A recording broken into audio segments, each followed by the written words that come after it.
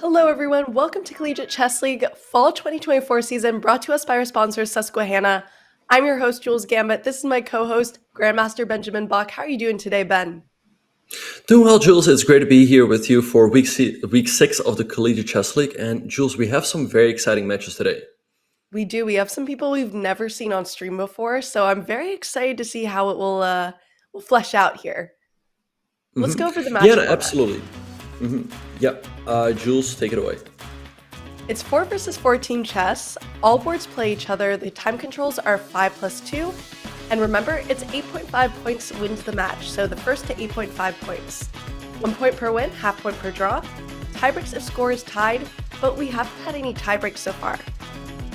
We haven't had any tiebreaks yet, but Jules, believe it or not, Joe told me yesterday that a match in Division, I don't know what it was, but it went to an 11-time overtime. Eventually a team won. Anyway, here we have the standings of Division 2. We haven't seen these teams in action yet. We see Rice leading Division 2. And St. Louis University B is on 0 out of 5. So this is really a must-win match for them as they're playing University of Florida, who's also fighting for their spot in the playoffs. Well, you were a team captain for St. Louis A. So what do you think St. Louis B's trouble is this year? Yeah, I think they're still recovering from the loss of the captain and also Nicolas Theodorou from last year. So not only the A team, but also the B team is also recovering from that. Everyone's recovering from that. You know, when you're gone, Ben, no one can thrive. Big shoes to fill, absolutely. So we'll see if they can get a win this week. We'll talk a little bit about the matches we're going to see today. So we're going to see Northwestern versus Arizona State. This is a D2 match, so we're covering D2 for one of the first time on the stream. It will be very exciting. Then we're going to see Florida versus SLU B. We're not going to see what's going on, Rice versus Berkeley, and Illinois versus UCLA. What are you most excited for? I'm really curious to see the B team in action. Like I said, they're only 0 and 5, but I think they're very capable of getting a win here. They had some tough losses. They do have a good amount of board points that we saw very quickly there. So that means that even though they lost all of their matches, the matches that they lost were pretty close. That's true. So we'll see what happens with it. We're going to talk about the board assignments for the first match, Northwestern versus Arizona State. Yeah, so here we have the board pairings. We see Northwestern is coming in with Milin Mighty, then Elijah Platnik, Nicholas Bruja, Ryan Zhao, and Arizona State is coming in with Paris Prestia, Ashish Panda. Some of you might know him in the chat as Subham. He's often around, so great to see him in action. We have Liam Sauve and Ethan Tang. Those are definitely easier names, Jules, than some of the teams from, let's say, Greece that we've seen. Yeah, the Athens names we've taken a little getting used to pronounce them, but it looks like these teams are pretty evenly matched. Maybe Arizona State has a little bit of a rating edge. Yeah, I'll definitely give the edge to Arizona State. As we see, they have a 2780 on board 1, 2680 on board 2, 2500 on board 3, and a 2500 on board 4. So I think they're definitely the favorites on all of the boards. So yeah, let's see if they will get the win here or if Northwestern is capable of creating an upset. And as we speak, Jules, we are off with the Jobava London. It's always a popular guest in these blitz games. I was just going to say, and we don't even have Shelov here with us, and we still have a Jobava London. Absolutely. Yep. All right. So knight b5 and e3, forcing black to move their knight to that awkward a6 square. And so let's see what Mieland is going to do here. c6, forcing knight back to c3. The great thing about the Jobava London is that it always offers chances for both sides. That's true. It's a lot sharper than the more regular London that we see a lot. That being said, with the Jobava London, I usually like to play a6 to avoid any sort of these complications, but it is such a sharp opening. Yeah, no, you're absolutely right about that, Jules. And that's what we see right here with the move g2, g4. Jobava London players love to attack like this. g5 is coming, attacking the knight. The bishop can come out of d3 if the knight steps away, then queen h5. So I'm already really liking what Ethan is doing here. Yeah, it looks like he knows exactly what he's doing. Very aggressive start to the match, which might be what you need. Do we have a Jobava London? Is every single person going to be playing a Jobava London?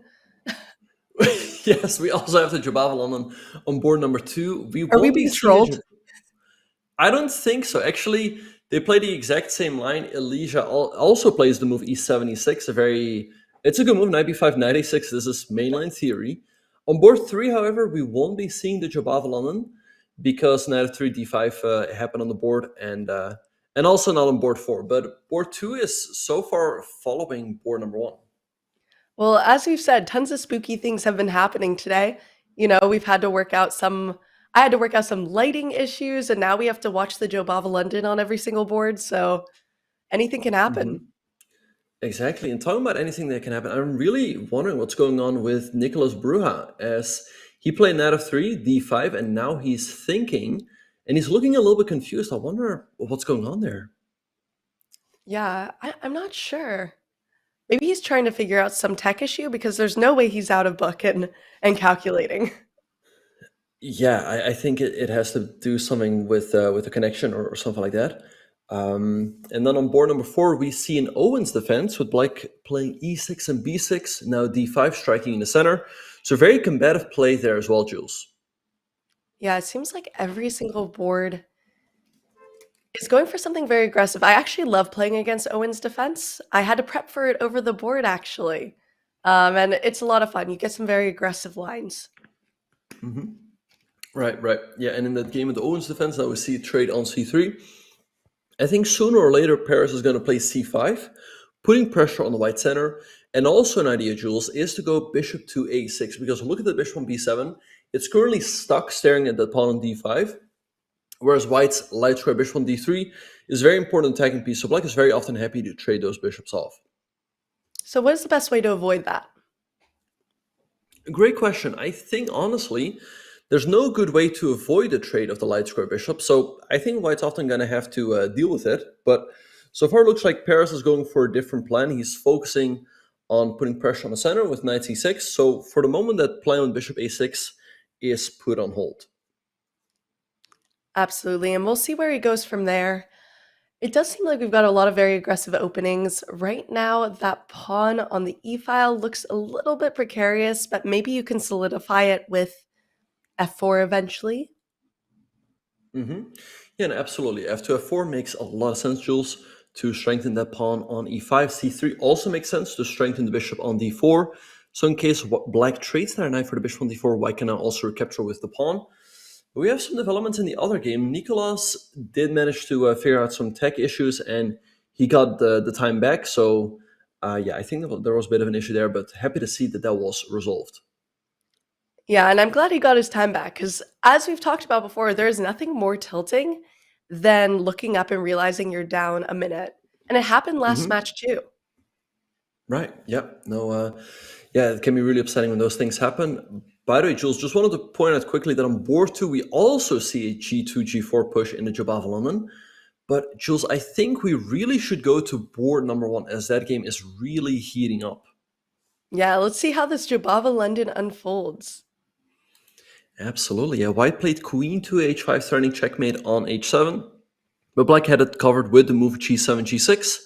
And now I do expect Ethan to play queen h6 perhaps, and then follow with a quick h4, h5. Oh, he goes back with queen f3. That seems a little... I think he could have played this more aggressively. Yeah, I'm wondering what his exact thought process is there. Maybe just preparing that quick h4, h5.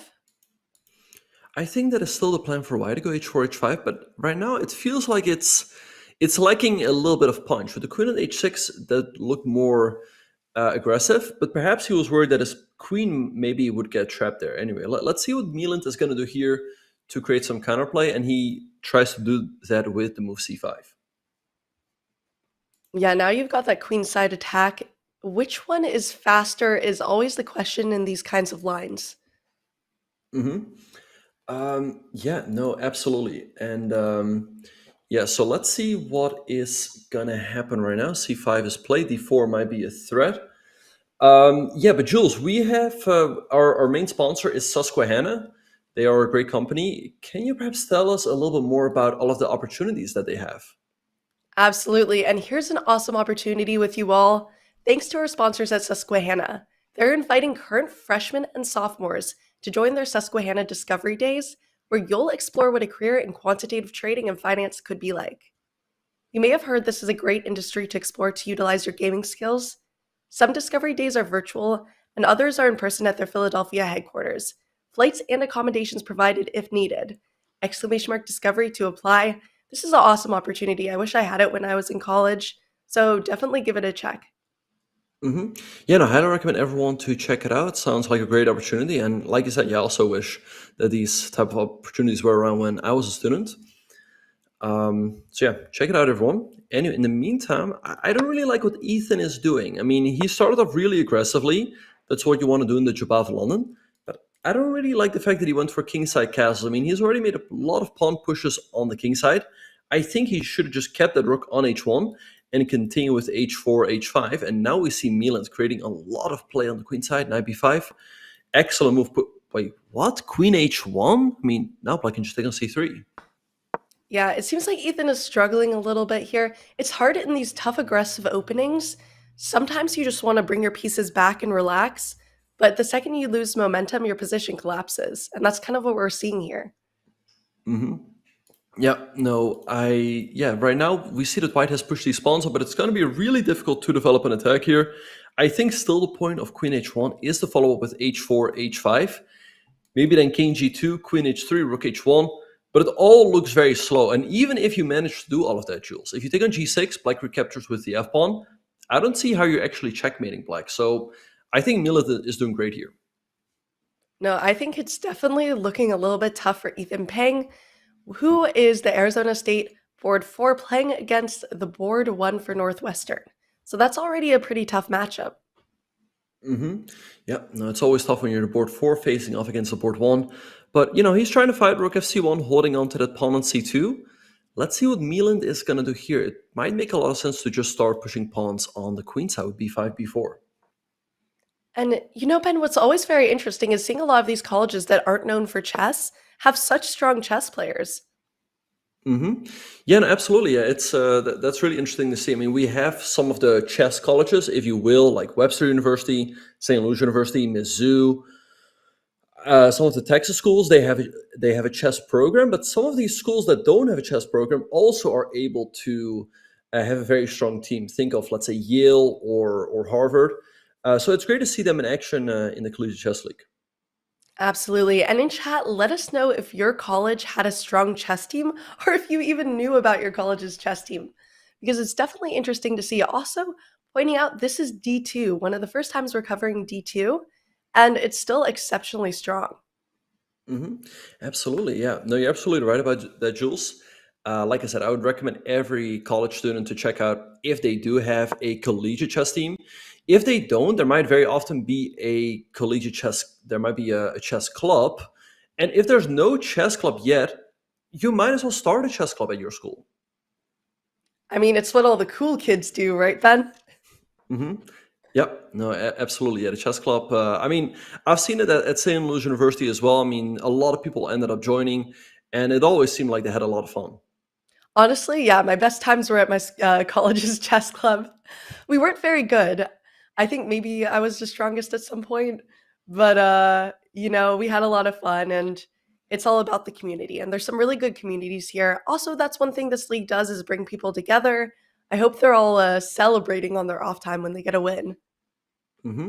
Yeah, no, you're absolutely right, Jules. And yeah, I think it's really great that they have the opportunity to gather in person, play some chess, and it's also really great now that besides being able to gather in person, they're also able to compete against other schools. Because keep in mind, the Collegiate Chess League is really something for all students, regardless of your level, right? We have Division 1 with some strong grandmasters, but there's also lower divisions where people can start out in, and they can only get stronger every season. So I highly recommend people check out, like I said, if they have a chess team or a chess club. If not, start one. And if you can get some people together, feel free to register your team in the Collegiate Chess League. Absolutely. Ben, should we check out Bird's Eye View? I think some stuff is happening on the other boards. Absolutely, Jules. Yeah, let's have a look. And it seems Chatter says Berkeley chess is goated. I would imagine Berkeley has a great chess team. Yeah, no, for sure. Anyway, we have a lot of action on the other boards. One board that is on fire is board number 2. Lots of action happening there between Liam and Elijah. And on board 3, it looks like Nicolas is having a big advantage against Ashish.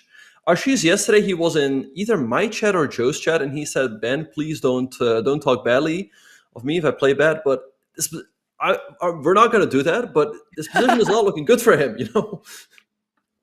Sure we're not, Ben. Sure we're not. Mm-hmm. Mm-hmm. It All definitely right. looks like a So, little bit of a rough position, but there is a time scramble. Stuff does happen. mm-hmm.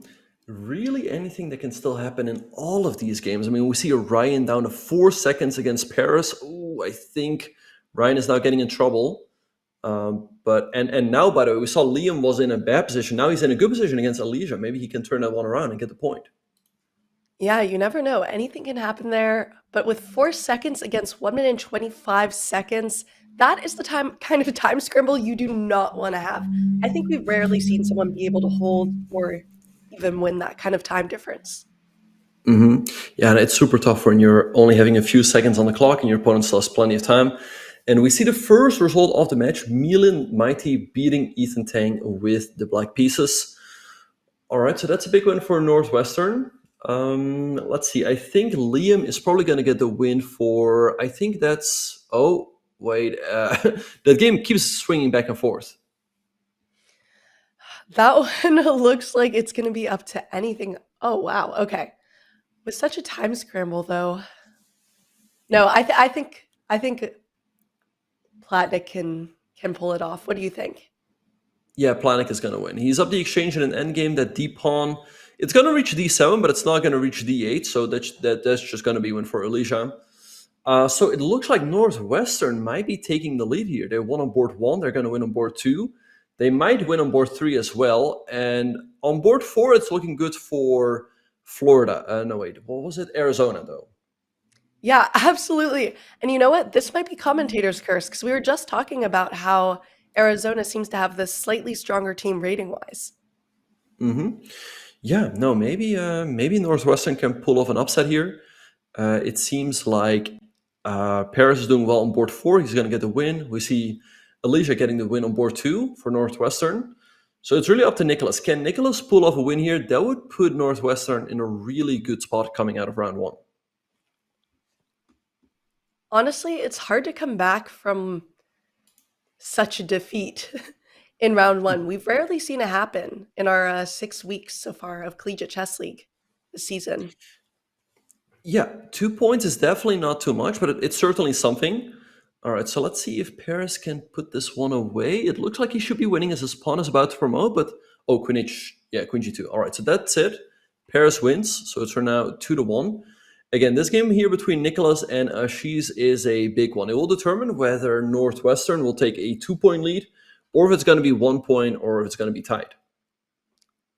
I mean, that is exactly what Arizona needs is to make the gap a little bit smaller. If you go into the second round having to pretty much score a perfect round, that is so much pressure for the team, especially since they're pretty evenly matched rating wise.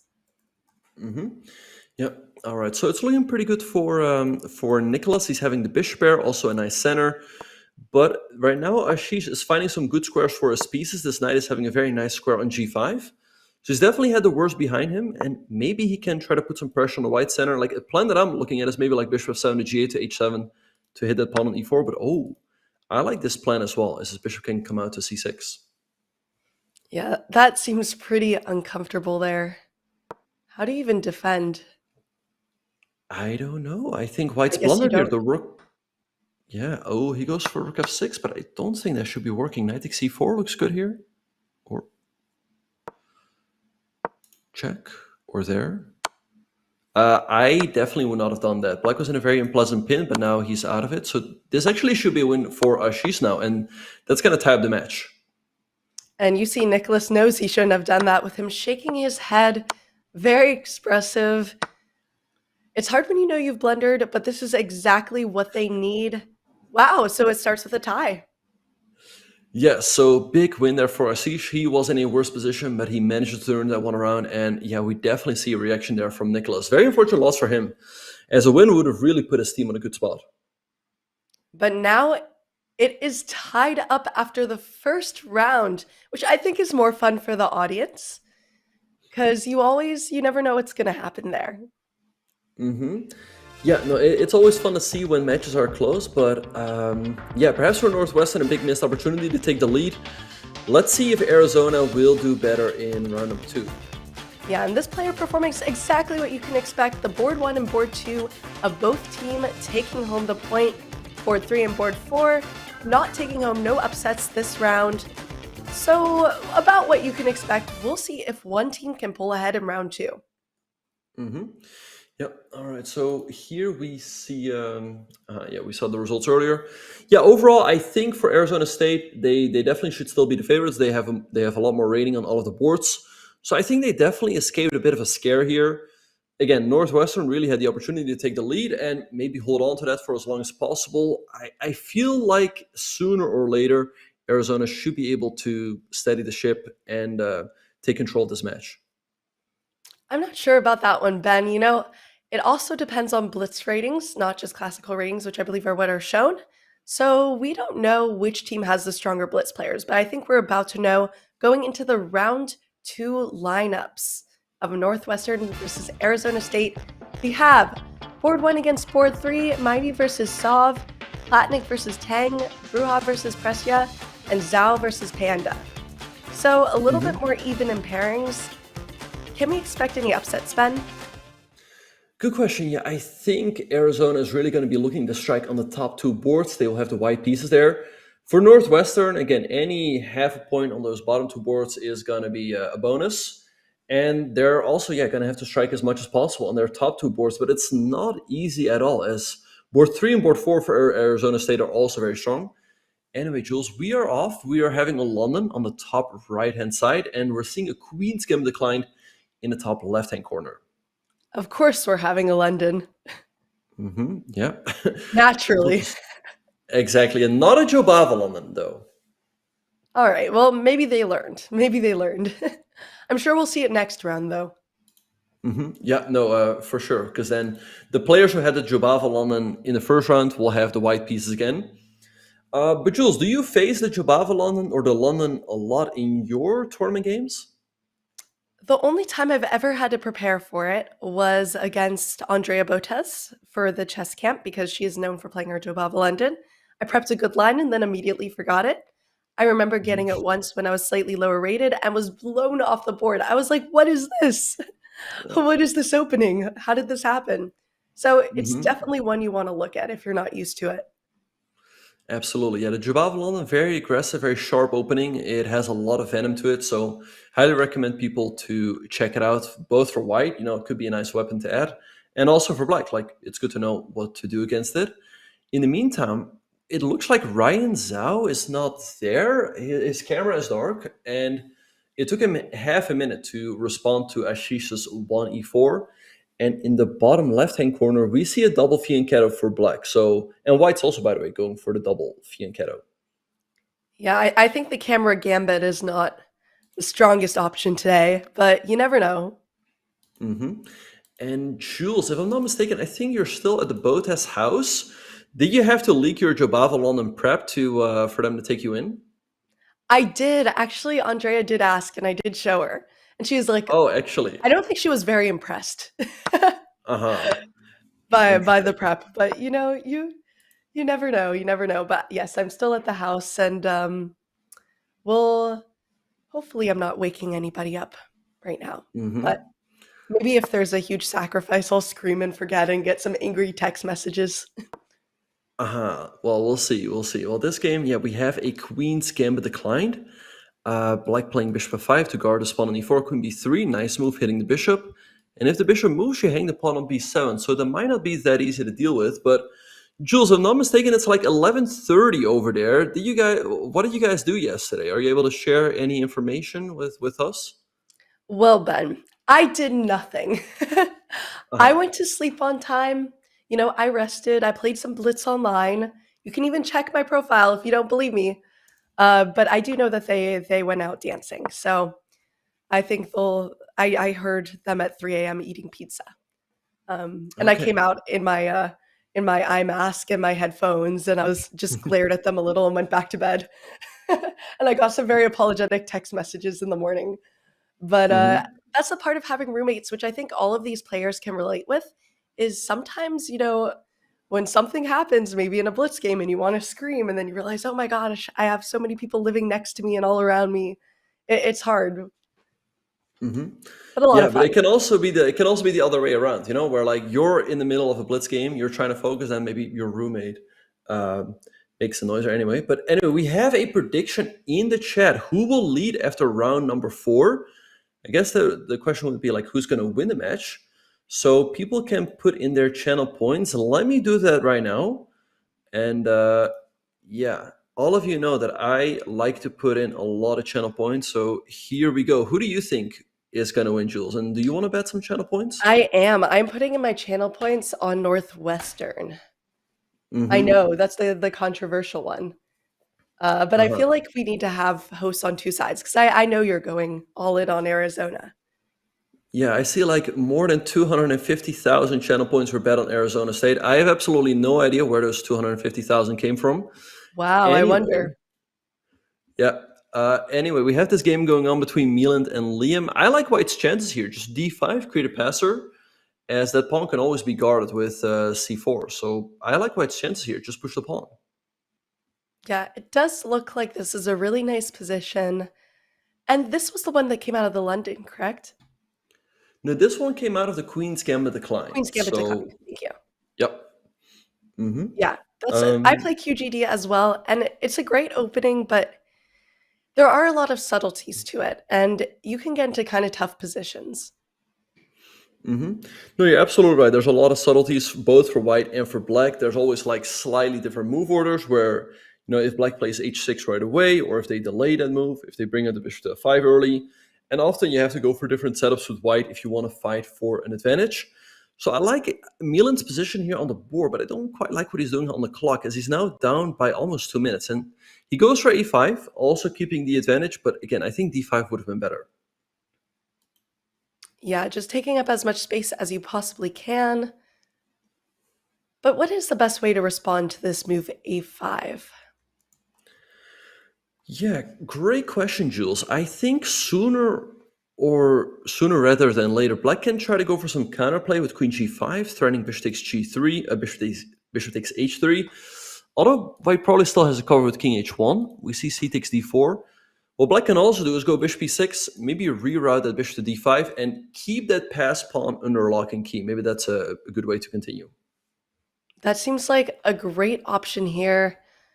Oh, well, taking, which is usually not what you want to do because it weakens the structure a little bit. It may just seem like a pawn or an even trade, but that's usually what people want to avoid. Yeah, and I love this move Queen B5 by Milan. But you're absolutely right, Jules. With pawn takes A5, Black is going up a pawn, but for the moment, right? Because the extra pawn is already gone. The pawn on A7 now is weak, and Milan putting maximum pressure on that pawn. This is looking really good for White, as the pawn on A7 is weak. White is very nice passer on D4 that can come into play later on, and I don't really see any active play for Black. Yeah, it's exactly what he wanted out of this opening. And if he can take home the win, this would be a good start for Northwestern, exactly what they need. You need your board 1 to beat the board 3. Hmm. No, you're absolutely right, Jules. I mean, especially since they're the rating underdogs. If you're the board 1, you know that you have a lot of responsibility. You know that you're going to have to put some points on the scoreboard, and it seems like that is what Milan is doing so far. But Jules, there's a lot of action in the other games. Do you want to go back to the bird's eye view? Let's see it. And actually, Jules, we're just a little bit too late because Ashish Panda just won his game for Arizona State. So we see Arizona taking the lead now. On the Taking home other the first point. boards, yep, taking the first point. I think Ethan Tang is a little bit better with the black pieces in the top right-hand corner. And in the bottom left-hand corner, Nicolas is doing a good job against Arizona board 1 Paris. This might be another tied match if Nicolas can take home this win. Hmm.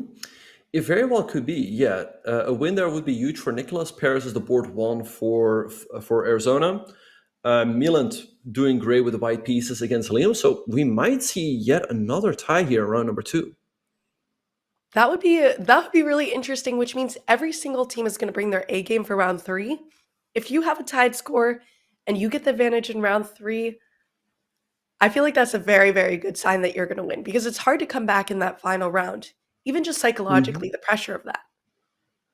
Yeah, you're definitely under pressure if you if you're behind going into the final round. You might take a little bit too much risk knowing that you're behind. Even though if it's only 1 point, I'd say just play your normal game because a draw is always still better than a loss. But yeah, overall, I feel like okay. So let's see. I think Northwestern have good chance to win on board number one. Yeah, it's gonna be a close one. It's gonna be a close one. It could be tied, but we might also see one team taking a 1 point lead coming out of round number two. That would be very interesting. And Ben and chat, do you ever feel like when you are in a pressurous situation, you play more aggressively than usual? Sometimes, especially when you have to win. Yes, like I've played Armageddons or I've played matches where I have lost the first game, and you have to come back in the second game, and then since a draw is basically the same result as a win, you do try to play more aggressively. That being said, I feel like if you overextend, if you try to be over aggressive, that often backfires. So often a good strategy if you want to win is not to like go crazy, but just to keep the pieces on the board, keep playing the position, and because you don't necessarily need to attack, so to speak, to win. There just needs to be play in the position. That's really all you need. That's very true. And when you're playing a team match, some of the strategy is different than when you're playing an individual match as well. hmm No, you're absolutely right about that, Jules. And I like, by the way, what Milan is doing here. He's putting a lot of pressure on the board, but look at his clock, Jules. He's down to 8 seconds. Oh my. Every now and then when we look at the clock, sometimes you just get shocked. hmm That's quite the time difference. A minute 30 versus 8 seconds. How did that happen?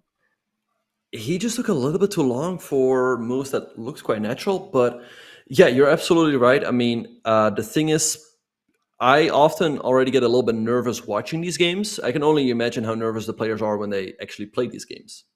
And it's the most interesting moments when you only have 7 seconds against a minute and you're in a sort of winning position. So we'll see if he hmm can convert. I feel like those are the most interesting.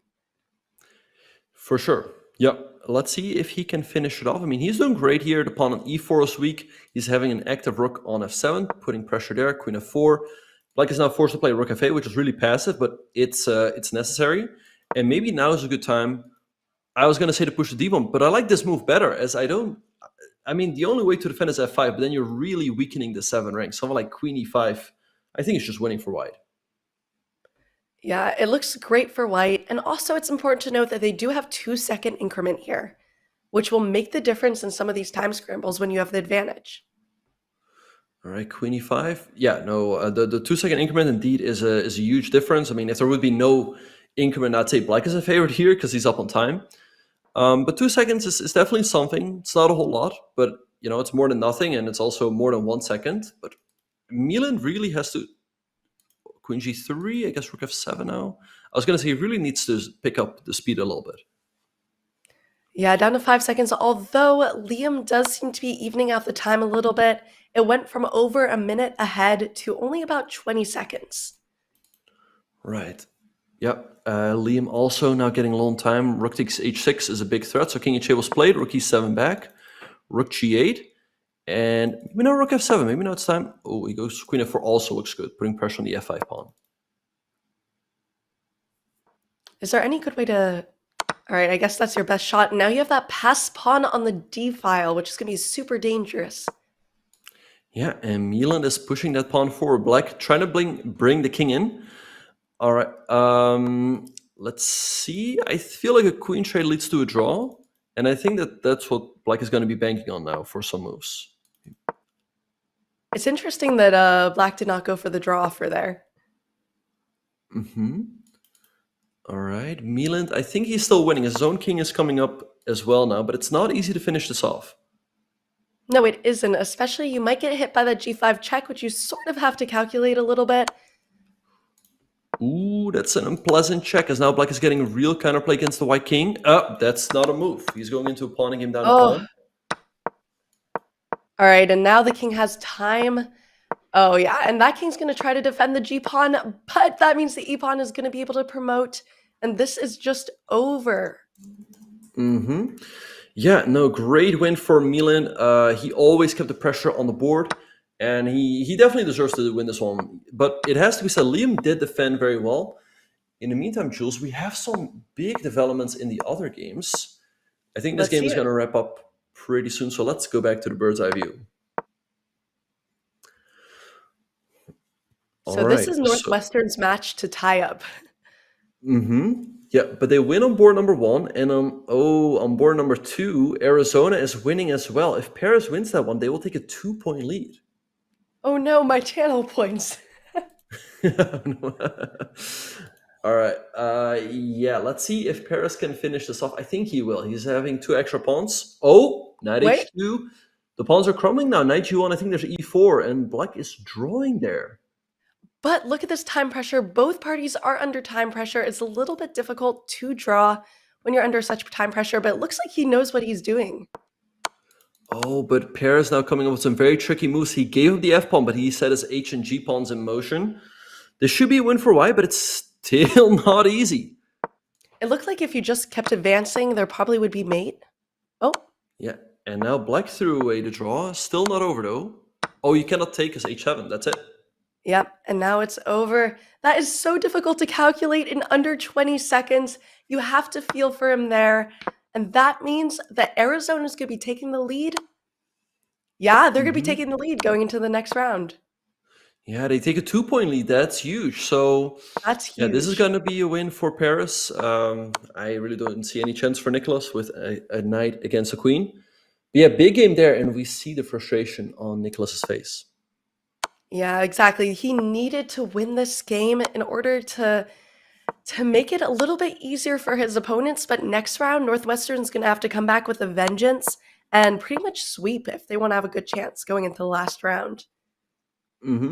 Yeah, I think as long as they can cut into the deficit a little bit, and then by the way, we see Paris there getting the win. I think as long as they can cut into the deficit, make it 1 point or make it tight, going into the final round, they have a chance. But if Arizona extends their lead, I don't see it happening. I think Northwestern needs a comeback here sooner rather than later. They absolutely do need to come back. And the performance of the players, we did have an upset this round, which was very interesting, but I don't know. I think Arizona will need to keep on their toes if they're going to take home this match. Yeah, so it's looking pretty good for Arizona. And we see a bit of a smile there by Paris. I think he was going through the game. He realized that he might have missed a win. Then his opponent missed a draw. But overall, a nice victory for him. And we see that Arizona State, they're really the top two boards are doing what they're supposed to do. They're 2 out of 2. And also, look at the bottom two boards of Northwestern. They're 0 out of 2. They really need to get some points on the scoreboard to give their team a chance. Well, we will see if they will. Do you have a game you want to show us, Ben? Absolutely, yeah. I think we really should go to that knight endgame of the round we just saw. All right, so we see here that Paris had 2 extra pawns. Now, if his king would be over on the king side, this should be a pretty easy win, but his king is all the way over to a5.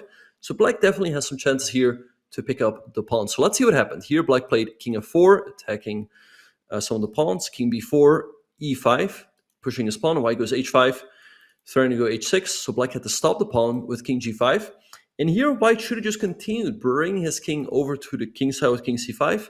But instead, he played knight h3, a logical move, but this is already a big mistake. Black played king h6, and we see here that black is already having really good drawing chances. Paris played king c3, and now knight h2, and it's really hard to defend that pawn on f3. For example, if you go knight g1 to defend, black goes e4, attacking the pawn on f3. Let's say you take knight takes g4, black takes on h5 on the next move, and it's in fact just a draw. So instead, Paris played king d3, good move, because now after knight takes f3, he goes king e4, so he gave up the f-pawn, but he still has 2 connected passers over here. Nicolas played knight h2, king f5, and here a really difficult move for black. Black had to play knight to f1. Really tough find to go knight e3 or knight g3 to go after the pawn on h5. But instead he played e4, very natural move, pushing the pawn, but now knight f4, good move, defending the pawn on h5 once more, so he can follow up with g5, so e3, g5 check, king g7, h6, king h7, white's winning here. But knight e2 was a big mistake, and this allowed black to go knight f3, and after king f4, knight h4, white took on e3.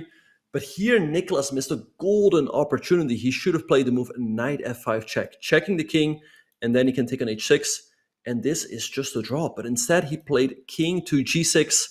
Now came king f4, and Black didn't get a second opportunity. King g3, knight e3, check, e took on g5, h7.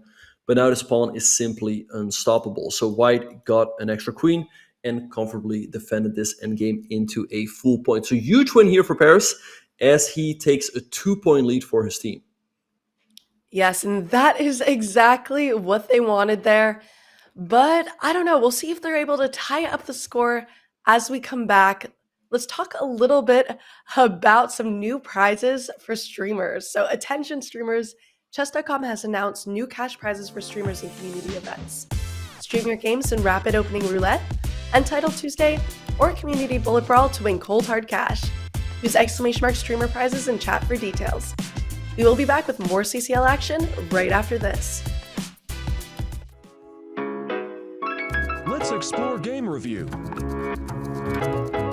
After establishing a positional clamp in the opening with the bishop pair and a strong d5 pawn, Grandmaster Jan-Krzysztof Duda appeared to be en route to a typical Super Grandmaster versus Grandmaster victory as he grew his edge to a winning one over the next 20 moves. Still, in every game there comes a critical moment where a good position must be accurately converted. Duda found the right idea with 35h3 to force Grandmaster Dragnev's queen away from the defense of the bishop, since queen f5 is met by g4. Dragnev played the resourceful but desperate rook takes f1 check, and then Duda erred. Capture with the king was necessary and the checks will run out, but after the overly clever king h2, the bar shot back to equal. Dragnev has 3 pieces hanging, but the brilliant queen takes h3 check saves the game for him. After Duda captured the queen, his rook fell with check. He can move his king up, forking the rook and knight, but then the knight is sacrificed to force checkmate on h3. There was no good way to evade the perpetual check, so Dragnev secured a draw both for himself and for Austria against Poland in their critical match. Stunning shots like queen takes h3 check are rare, but chess games are filled with resources. Run game review on your own games to find amazing ideas lurking underneath the surface. Do you think I'm funny? Yeah. Yeah? Yeah. Why not? Deception there. That's bull. No way. I think maybe I got nervous looking at you. Okay. I think you're funny. Do you think I'm the best chess commentator at Chess.com? No. No? I think it's Robert Hess. I don't see any deception there. Yeah. Doesn't mean you're not the second best, but I always say it's Robert Hess. I love the honesty. We have a great, honest conversation. And Naroditsky, but yeah. Do you think you're the most influential chess creator in the world? Well, that's an easy yes. The better question is, am I the most influential figure in chess ever? And I don't think so. I mean, I think it's probably Magnus, or if you just look at numbers, maybe Anand. When he said about himself, there's quite a reaction there. Oh, maybe I do, deep down. Meaning it says I'm lying and I actually do think I'm the most influential? Maybe. Therapy can unlock that. Yeah. Have you ever used a slang or a trendy phrase you didn't really understand just to make your content sound cooler? No, what, Riz? I don't think so, no. I mean, if I did, then I really need to unpack lies to myself in therapy. There's no deception. Okay. Thank The answer to me would have been yes, I have. You no, I haven't. Well, you're a dad also. I'm a dad, I gotta it's stay hard. hip. I got a few more years and then I'm cooked. Yep. There you go, slang right there, cooked. Have you ever used your chess skills to flirt with anyone? Maybe my wife. I don't know. I've not to my memory, but this thing is about to tell me I did. So He did, didn't he? He did. Come on. Oh, yeah. I love it. Okay. I used to hide that I was a chess player. So who knows? Yeah, I'm gonna just say it was.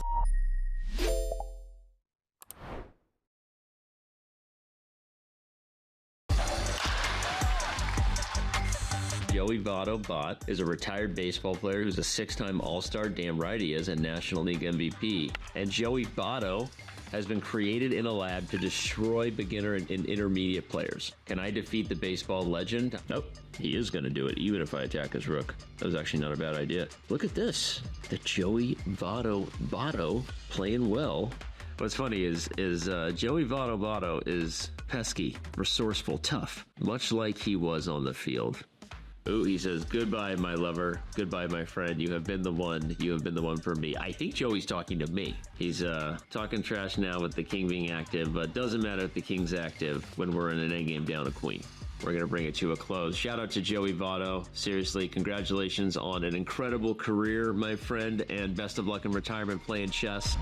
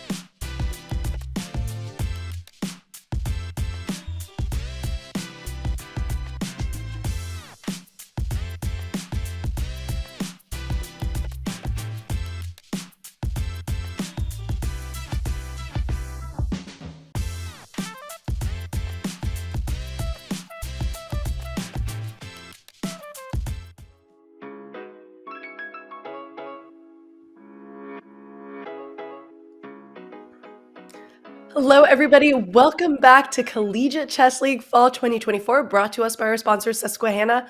We're happy to be here, and we've been seeing kind of a really fun match so far. I don't know. I put my channel points on Northwestern, so maybe we'll have a comeback this round. What do you think, Ben? Yeah, I think it is just gonna be. It's looking pretty good for Arizona State. They're really taking control of this match. They just won the last round by 2 points, and since they're the rating favorites, I think it is going to be tough for Northwestern. So I'm pretty happy with my prediction. But Jules, let's have a look at the round 3 pairings. Well, I'm hoping my prediction beats your prediction, Ben.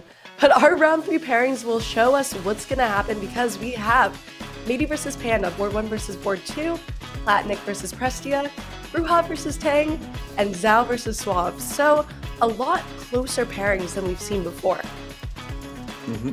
Yeah, so we have the board 1s playing the board 2. So I think Nieland, he's been doing well for the Northwestern team. He's 2 out of 2.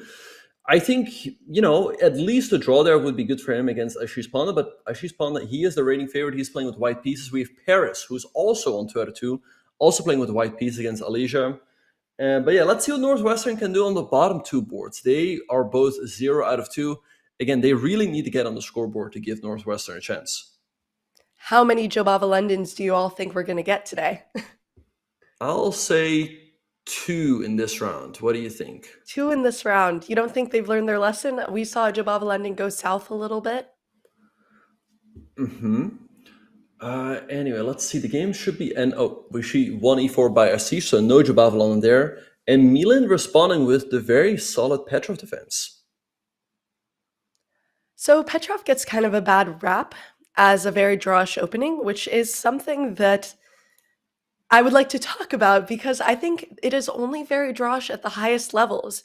At the lowest levels, even at levels like this, where these players all are very strong, there are a lot of lines that create a completely sharp, playable game. Mm-hmm. Yeah, and what we see here is that black. Yeah, no, you're right. There's still plenty of play left in the Petrov. I'm a little bit surprised here because white went for knight c3, knight takes c3, and d takes c3. And usually when white goes for that line, it's followed by queenside castles. But instead we see Ashish going for kingside castles. So a bit of a timid approach there, but still plenty of play left. And on board number 2, there is a bishop on f4, but it's actually started off as a Trompovsky, not a London. A Trompovsky, wow. Okay. So maybe they played their London and they're like, never again. Mm-hmm. Yep. Or he mouse flipped. Maybe he meant to play London and accidentally put the bishop on g5. Well, And that's there the are only lots of- reason anyone would play Trompovsky, right? Exactly. Yeah. And then on board number 3, we have I don't know what to call this opening, maybe an accelerated Queen's Indian, with black going for a very quick knight f6 and b6, and Nicolas going for a central approach as Ethan adjusts his camera. And then on board number 3, we see Ryan. Well, we don't see Ryan, but he is playing some quick development here. Maybe now he can quickly go for d4 or rook e1. Wow, thank you so much, Boosted B14, for the 10 gifted subs. That is very kind. I really appreciate it. I hope you're enjoying the stream. But yeah, well, it's kind of interesting. I haven't seen Queen Indian very often, but we've seen it a little bit in these matches. Wonder if it's a blitz weapon of choice. But also thanks to Boosted for the 10 gifted subs to my channel. Appreciate it. Yeah, bishop c4, what Nicolas is doing here is one of the main lines. He's sacrificing a pawn, but he's going for a very quick development. Knight e5 is now a big idea. What black often does here is pawn to d3. And I've had some games here both with white and with black. The point of d3 is to deflect the bishop. But instead, Ethan goes for knight to c6. Also interesting. Yeah.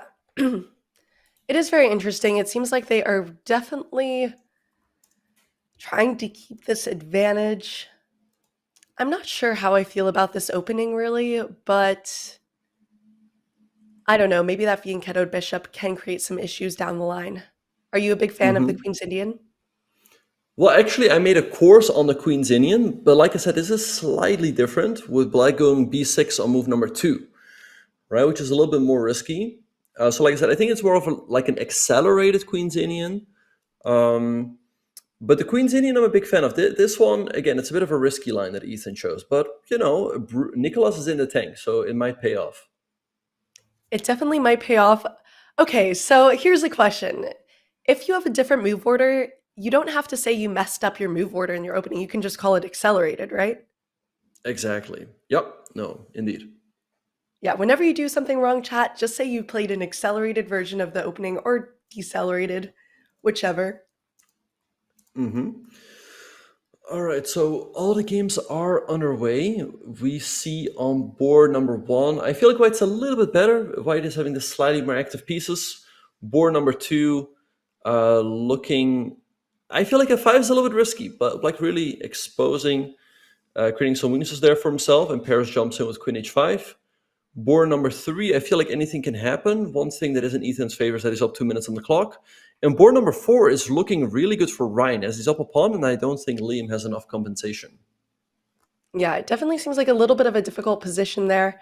Wonder what's been happening with Ryan's camera here, but sometimes you just have tech issues. I've always been saying that they should give these players a backdrop or like another camera when they win one of these leagues. Yeah, no, it's always interesting to see the reactions of the players. So it's really cool to see them on camera here. Usually we follow the matches of Division 1, but here we have the matches of Division 2. So maybe they have some friends, some family members in the chat. So hey, if you're cheering, if you're a friend or family member of a Northwestern player or Arizona player, don't be shy to say hi in the chat. I'm sure they would appreciate it. As the match is really heating up here. Or if you're a mortal enemy. Anything goes. Right. We've definitely seen players scouting their competitions during these streams. Players from other teams. Right. Anyway, so let's see what is going on here. I feel like Ashish, he's a little bit better. Again, he's having the slightly more active pieces. Ashish, the player for Arizona State. Mieland playing for Northwestern. I feel like Mieland, he should at least get a draw here to keep this match a close one. And Ben, I think this is a good time to talk about our sponsor, Susquehanna, because we have an awesome opportunity for you all. Thanks to our sponsors here at Susquehanna, they're inviting current freshmen and sophomores to join their Susquehanna Discovery Days, where you'll explore what a career in quantitative trading and finance could be like. You may have heard this is a great industry to explore to utilize your gaming skills. Some Discovery Days are virtual, and others are in person at their Philadelphia headquarters. Flights and accommodations provided if needed. !Discovery to apply. Definitely a cool opportunity to look at. Yeah, a great opportunity for freshmen and sophomores. So highly recommend they check it out. Maybe some of the players that are playing here are freshmen or sophomores. It sounds like a great opportunity for them. In the meantime, I think Ashish, he's a little bit better, but I don't quite see how he should continue here. One advantage of the Petrov is that it's just so super solid. Black has no weaknesses here. Would you call it a particularly drawish opening at every level? Definitely the intention of the opening, I feel like often is to draw, right? If you play a strong player and you want to make a draw, I think the Petrov is definitely suitable. If you want to fight for the win, I wouldn't recommend the Petrov. I kind of agree with you. It's definitely a bit of a drawish opening. Yeah, it definitely can be, but I don't know. Maybe I'm just liking my dry openings as of late. You get very excited. My name's actually Gambit, so everyone's like, oh, you love Gambits. And I used to, but I have been converted into a non-Gambit player, unfortunately, as we all do eventually. Mm-hmm. Yeah. Also myself, when I was a kid, I loved sacrificing, attacking, but it becomes more difficult the better you get. So then we turn to openings that are a little bit more correct, so to speak. But your name, Jules Gambit, is that a play on the Queen's Gambit? No, it's not. I was just like, what do? I didn't even think I'd be streaming for a long time. It was actually Joe from CCL who introduced me. So I was like, I have to pick a name. I don't know what I should do. And then I was like, Gambit, that's a thing. I like Gambits. That's cool. I'll be Gambit. But everyone does think it's a Queen's Gambit thing, which is a great TV show. By the way, we got a great raid. Bortnik Chess, 174 viewers. Thank you so much. Appreciate it. Yeah, big shout out to Bortnik, also streamer. He actually just came second in Buller Brawl behind Hikaru. So best of the rest, if you will. Great performance by him there. He's really one of the best in Blitz and Bullet on Chess.com. Definitely. And I think we might need prizes in Chess.com for anyone besides Hikaru can win, you know? Like there's first place for Hikaru and then first place everyone but Hikaru, you know? Mm-hmm. Yeah. All right. So let's see what's going on. Yeah, just to remind everyone, these are collegiate players from Arizona State and Northwestern. So Queen G4, very tricky move by Ashish. He's attacking the knight on A4, also threatening knight H6. Fortunately for Black, I guess you can play knight B6, and then after knight H6, you just move your king over as the queen is protected. So again, if you're a friend, if you're rooting for Arizona or Northwestern, don't be shy to support them in the chat. Absolutely. And he does find the move, but he's down to 45 seconds versus a minute and 35. So he will have to keep up his time a little bit. It still looks like a pretty solid opening, but you don't want to be in a position where it's very even and you're down on time. Absolutely. Yeah. No, I think Milan really has to be careful with the clock here. We saw in the last game that he dropped down to seconds, but fortunately for him, he was already in a winning position. I think if he drops down to 5 seconds here, we could easily see him blunder. So let's see if he will speed up a little bit in the next couple of moves. And we have a lot of interesting things happening on the other boards. Do we want to take a look at bird's eye view? Mm-hmm. Yeah, no, that's a great idea, Jules. Let's do it. All right, so Jules, looking at the bird's eye view, I feel like board 1 is approximately even, board 2 is approximately even, but Northwestern doing well on board 1, White having some nice attacking prospects there, and on board number 4, they're also doing great. Look at that protected passer on C6, so they're really looking to strike there. It looks like a great position to have, but you have to look at the time as well. Over a minute behind, Ryan Zhao will need to catch up. He does have the advantage right now, but it might be a little difficult if he gets to under, say, 10 seconds. Yeah, and talking about time pressure, I think Nicolas just blundered. He just walked into pin h6. Oh And knight on no. g5 is just lost, so big upset there. Oh no, that is so rough for Northwestern and my channel points. I Oh, know. Nicholas Yeah. is struggling a little bit during this match, and you can see it on his face as well. Yeah, super tough loss. Super tough. What's probably going to be a loss there. Because, yeah, he had some great chance, but now it's just going to be a loss for him. I feel like Ryan should be able to get it done, but yeah, again, they need to play faster. Just play a move like h3, create some luft, keep time on the clock. Don't drop down to like 10, 5 seconds on the clock, because then really anything can happen. Oh my gosh, as we're seeing on the board, look at these eval bar swings, but he has less than a second. Oh, you're always afraid they're going to flag when they get under a second. Yeah, all right. So, but Ryan, he's doing well. He's up 2 pawns. Now, queen b4, tricky move by Liam, attacking the rook on e1. But I think you just need to play a calm move like rook f1 or king f1 and guard anything. Don't take the rook on e8. Don't take the queen on b4. 6 seconds, though. He's got to move. Just got to move a little bit quick. 3, 2 seconds, don't flag, don't 2. flag. C3, Oh, okay. But black can just take that. Okay, trades rooks. And now push a pawn. Push a pawn. Rook f1 is a bit passive. well, he's just trying not to hang anything right now. It's one of those moments. It's hard to play aggressively when you have so little time. Mm-hmm. Oh, and look at this. Nicolas lost. He's got both hands in his hand, in his face. Yeah, not looking good from there. And oh, look at this. Ashish also won his game. So Arizona really taking control of this match. 7 points. They only need 1.5 more points to take home the match. This is where Northwestern needs their Hail Mary moment. They need to get as many points on the board as they possibly can. And it looks like they might be able to do deflag. Oh my gosh, he got down to 0.1 seconds. Elijah better against Perez, but yeah, he's barely got any time on the clock. And now Perez has opened up the king side a little bit. Maybe a rook a1 or queen e7. Nice move by him. Anything can happen there, but I feel like Ryan should get the win with those 2 passes on the queen side.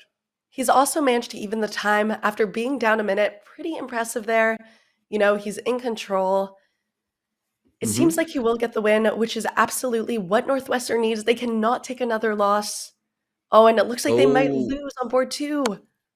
yeah, they're gonna lose. The queen is lost here. That is a win for Paris. And yeah, now they've reached 8 points. They only need another half a point to win the match.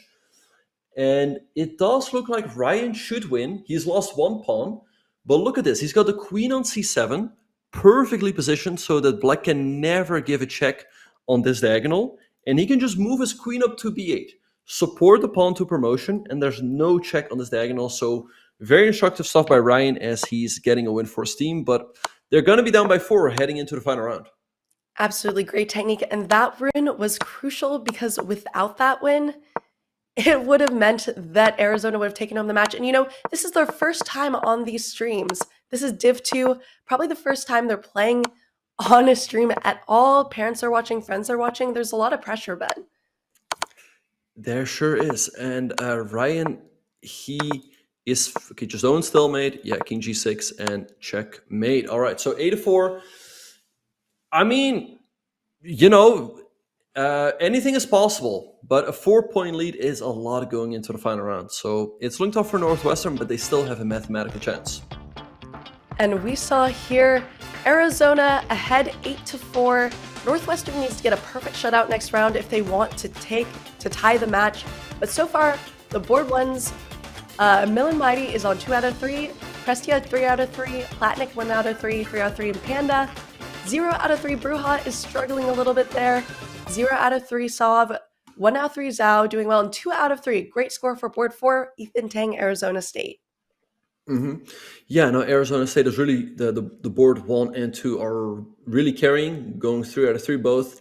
And yeah, again, Northwestern, it's good to see Ryan getting on the scoreboard, getting a point. But yeah, Nicolas is going to have to get on the scoreboard as well. It's looking tough. I mean, they're going to have to sweep. They're going to have to sweep the last round to tie this up. I don't think they can do it. What do you think, Jules? I think it's possible, but unlikely. To get a clean sweep like that is so difficult, especially after having a bit of a challenging round. I don't know. They're Hmm. going to need every single player to bring their A game. It could happen, but unlikely. I wonder if we have any believers in chat. We've seen crazier things happen. Yeah, although I don't think we've seen a 4-point comeback in the last round, right? I mean, I have seen a 3-point comeback. I've seen that happen. But 4 points, haven't seen that happen. So I would be shocked if Northwestern is able to force a playoff here, as again, this Arizona team is looking pretty strong. In the final round, everyone will play their corresponding board. So we have Miland against Paris, with Alicia against Ashish. We have Nicholas against Liam, and Ryan against Ethan, Tang, Jules. Yeah, like I said, I don't see it happening. Yeah, do you see any You chances? are not a believer? I'm not a believer, no. Well, we'll see if we have any Jobava Londons on the board, and maybe that will change my decision there. But yeah, it's going to be such a tough comeback. We'll see. I wonder if we're going to get a Nimzo Indian here on board one. What do you think? I know that's a specialty of yours. I think we will. Bishop e4 here is the main move for black. You can also go d5, go back into the queen's gambit decline, as Paris is pondering his options. But yes, I did create a course on the Nimzo Indian, so I'll be pretty happy to see one. Come on, come on. He goes d5, going back into the queen's gambit declined. I'm disappointed. He is a QGD player at heart.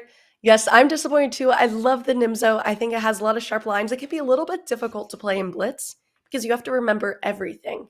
There are a few lines Mm-hmm. like F3, for example, where if you forget even one thing, it does not look good for you.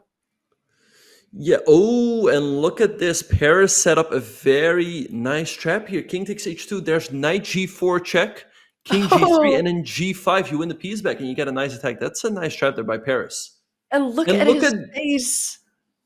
yes, I was just about to point that out. Milan not looking happy there as he realized he just right walked into a trap. Wow, that is absolutely insane. And it isn't even the end of the world. He could still come back, but he's just taking his time. He's mourning. This is one of those moments where you're just mourning. Yeah, you're like, why did I not take 1 second more to consider my options? Yeah, I mean, it's not over yet. I mean, the game can still go on, but this is not looking good. First chances, because again, every player needs to win on the Northwestern team. And he's just absolutely frozen. He's a very strong player, so he's already calculated what happens if he takes what happens, king h1, whatever. But he's just taking his time, and I wonder what's going through his head. Hmm. Um, yeah, like I said, he's probably thinking like, why did I not take 1 second more? Like, why did I walk into this? And I guess now he's just looking for the best way to continue the game. I guess he's seeing that king takes h2, walks in a knight g4, king g3, and g5, which is not great. You have king h1, but then black just drops the bishop back to, let's say, c7, and you've lost a very important pawn. But maybe that is the better way to keep the game going.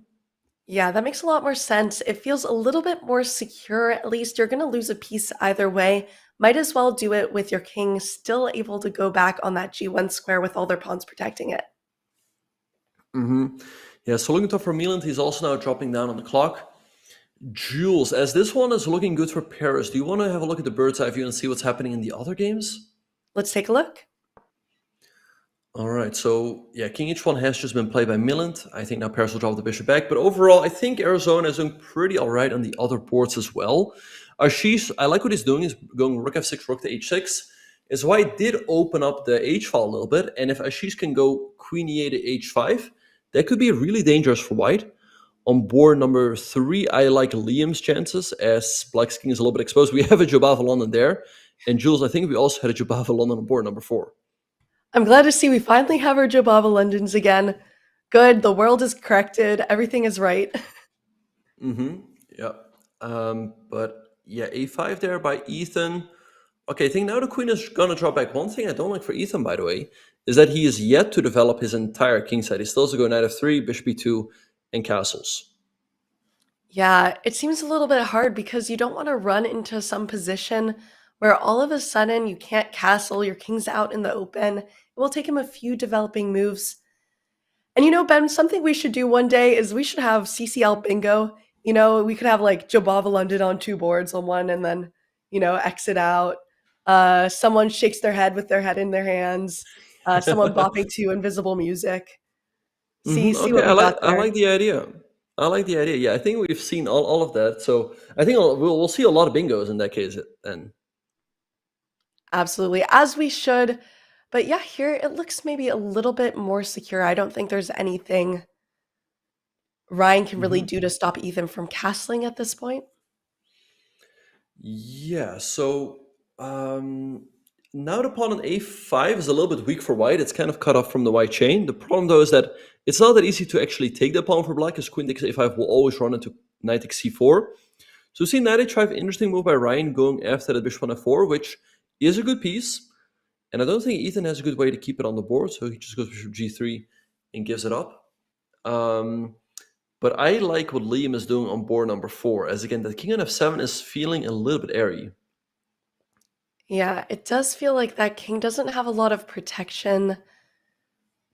Sometimes it's difficult with this pawn structure, the double G pawn, H pawn, to break through, but usually you see the king elsewhere. Right now it looks like maybe you have some sort of tactic coming up. Yeah, let's see what Ethan is going to do. He would love to go, let's say, knight e5 followed by queen h5.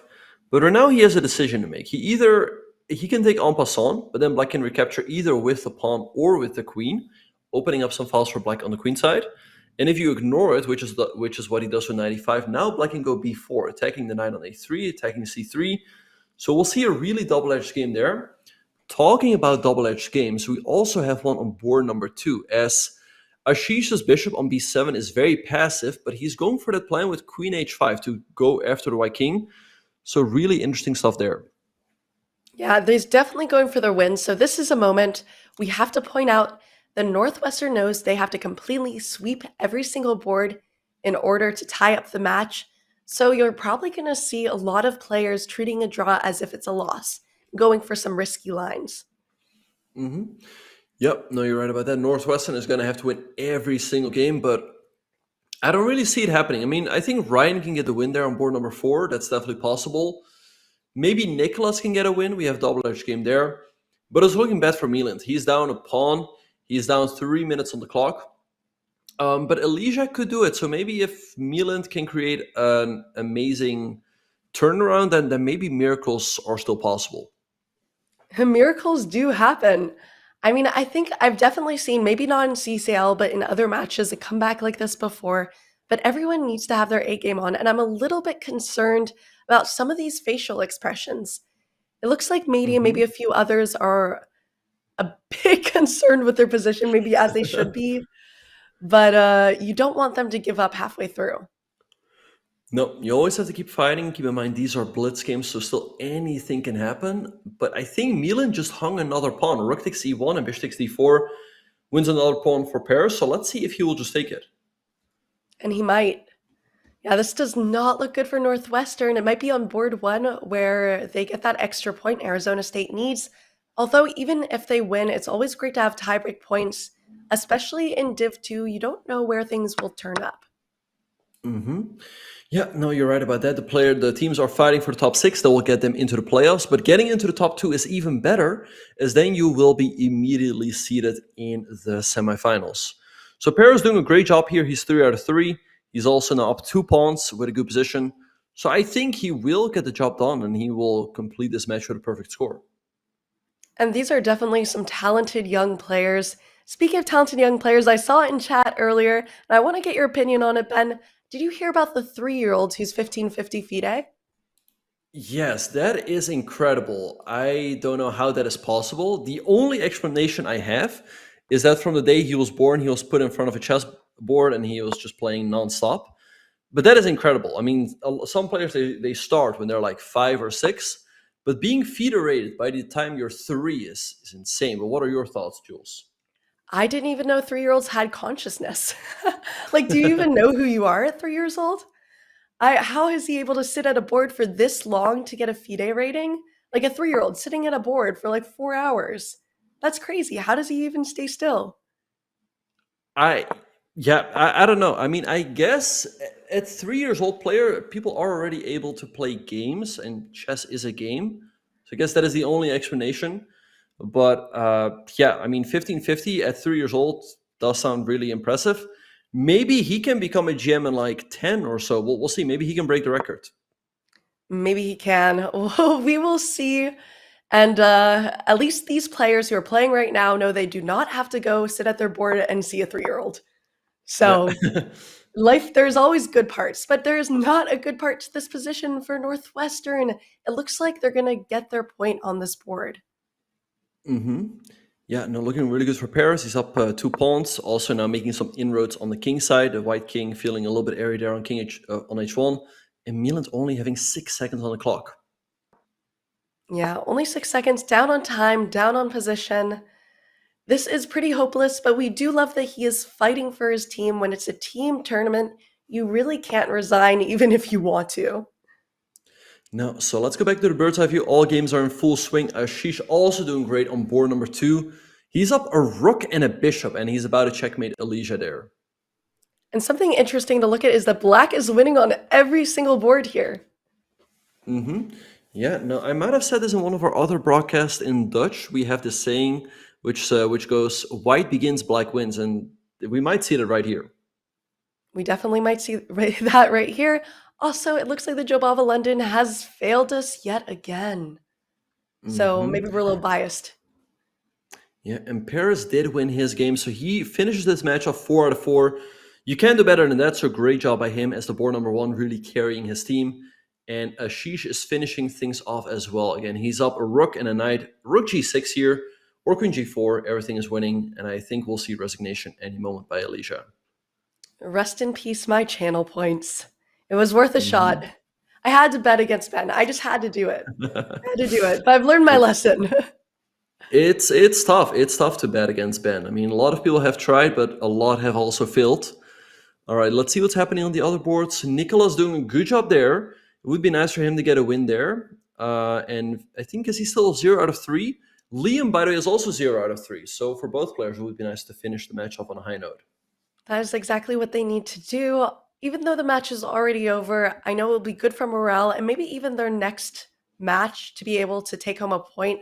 Otherwise, sometimes if you're shut out, it can be really discouraging. The next time you play another team, you might not bring your A game. Yeah, no, you're right about that. It's always nice to finish a match with like 4 out of 4, win all of the games. And if you go 0 out of 4, I mean, fortunately, that's never happened to me, but I wouldn't be happy. And I would feel a little bit bad towards my teammates, honestly. So I don't know, it could definitely impact the players going into the next match. So I think it will be nice for both of them to get a win here. True. And Sad Rabbit, thank you so much for the 5 tier 1 subs. You are awesome. Always see you supporting the community. That is great. Hope you're enjoying. And yeah, I mean, look at Nicholas's face. He looks very, very focused right now. He's in the zone. Oh, rook b6. Oh no, he gave up both his knights. No. Uh-oh, no, Poor he might lose this one. Oh, and And look at him, he's like, what? Yeah. He's like, oh, again, don't take on e6. That would be a big turnaround. And Liam, I think he was intending to go for that. I think we saw a slight head check there by him as well. I feel like there should be a draw at best play, but really anything can still happen. But look at Nicholas shaking his head. This is not the attitude you want right now. He needs to be really ahead in the game. He cannot focus on that blunder, especially so low on time. Like, he's going to need to put in his best effort even to draw this down a minute. Yeah. No, yeah, you need to forget about everything that's happened and just focus on what's in front of you. All right, rook b. I think a check would have been slightly more precise. Now we see that white is having 3 pawns on the king side. Black is having 2 pawns in the middle. All right, check. This should still be a draw with correct play. But, you know, white's pushing for the win. This f-pawn is looking pretty dangerous. Yeah, that 3+2 is always a little bit difficult. Technically, it is a draw, but you never know. There are a lot of like, or 2+1 positions that aren't a draw or a win. So a lot of these players, of course, they can't see the eval. They're not sure if they're actually able to hold this. Yeah, I think Liam has just played this a little bit too passively.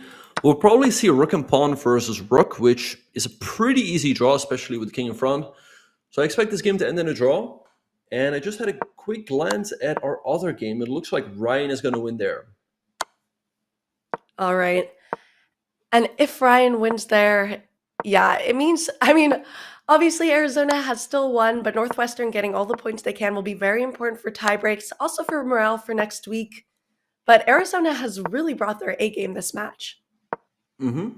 Yeah, so we see Nicolas going for the 6th rank defense. You put your rook on the 6th rank. White can push up to f5, but now there's no way to progress. The moment you go f6, Black is going to go rook c1 and give a lot of checks. So Liam, I think he's going to try rook h6, maybe later. But the thing is, after rook h6, you just trade into a drawn king and pawn game. But also, Chad, this is so important to look at because everyone sees this and they're like, oh yeah, I know how to draw that. But there's tricks they can play. So watching this technique is super helpful. Mm-hmm. Yeah, so just sit with the rook on the 6th rank. That is fine. Rook h6 is something you can try. But again, or I think he's going to bring his king around this way. Yeah, just sit. And yeah, there's really nothing you can do there, but people have messed this up before, especially low on time. It does happen. Mm-hmm. I think the only thing you can really try is rook d6, and then Black just trades and goes king f7. I don't see another plan that Liam can try here, to be honest. Okay, he's bringing the king around again. He's shaking his head because it's really hard once you've had the win to start playing for the draw. Psychologically, that's pretty difficult, but now we see it. He's going to just keep delivering those checks. Yeah, and then there will be nothing they can really do. You deliver checks, trade off rooks, and then just shuffle your king back and forth. Mm-hmm. Yeah, and Nicolas does know the right drawing technique. So nice draw here by him. Again, wait with your rook on the 6th rank. Wait for white to push up the pawn, and then you start checking. You know, actually, I'm in a way kind of happy for the players that this game ends in a draw because they were both 0 out of 3, and at least now both of them get off the 0-point score.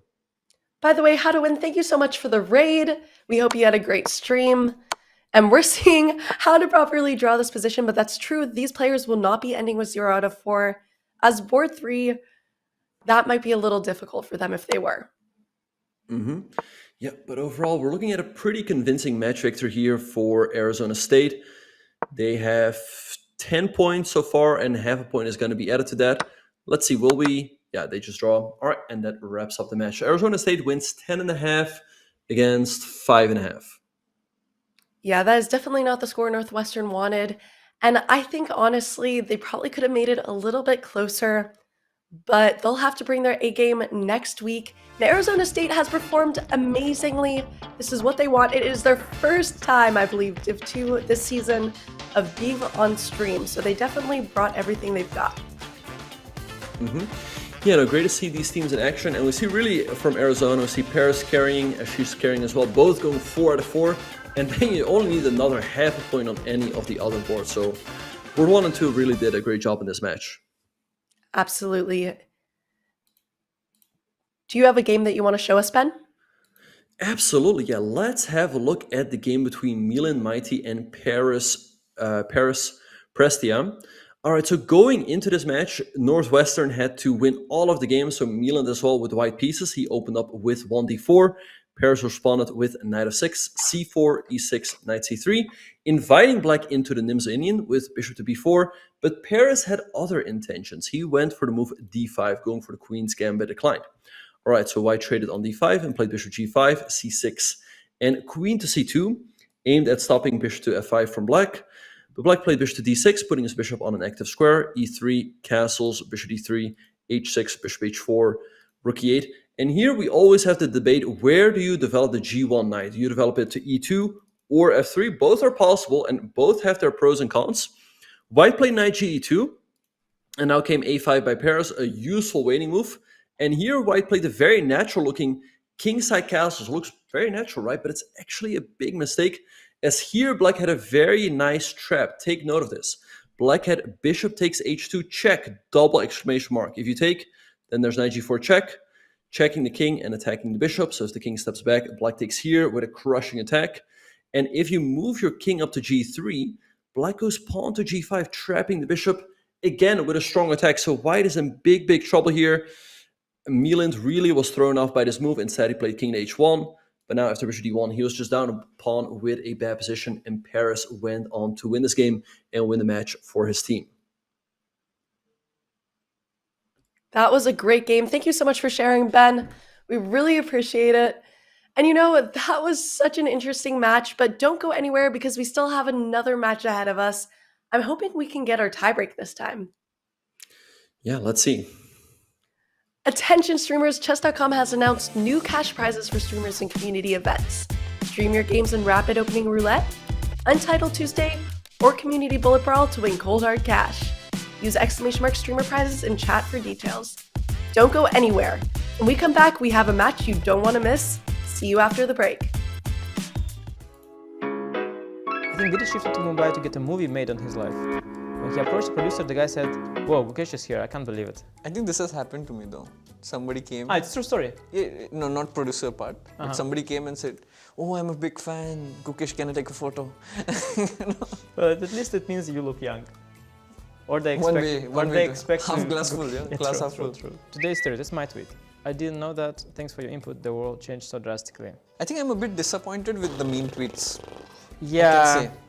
Well, I mean, like I we expected don't have many. Melrose. Yeah. This tweet of mine, it's a little deeper. I made a tweet at some point, and then about Tuesday, and then a content creator I know copied that without giving me any credit, which is fine. I mean, that's now happening for tournaments also. Exactly. And then he made a tweet, today's Thursday, and then I copied that. So that was kind of the inside joke with that content creator, who is not a very large one, but he knows who he is. Is he born to stream or? Actually, yes, but he's not from India. So yes. So there was some inside joke there, but yeah, it's lost by this point. What is that? What's 9 out of 10 doctors agree that Colgate is the best toothpaste. Vidit is the 10th doctor. Yeah, what does it mean? I don't know, but it's funny. What does it mean? I don't know what it means. I think it's funny. It's just funny. I don't know what they're trying to say. I say that Colgate is not the best toothpaste. No, they're just saying that somehow you are, like, you are that special one in a bad way. It's too nuanced from my understanding. It does sound very funny though, so I will give them that. After winning Title Tuesday once, Anish has filed a petition with God to rename all days of the week as Tuesdays. Not funny. Not funny, no, not funny.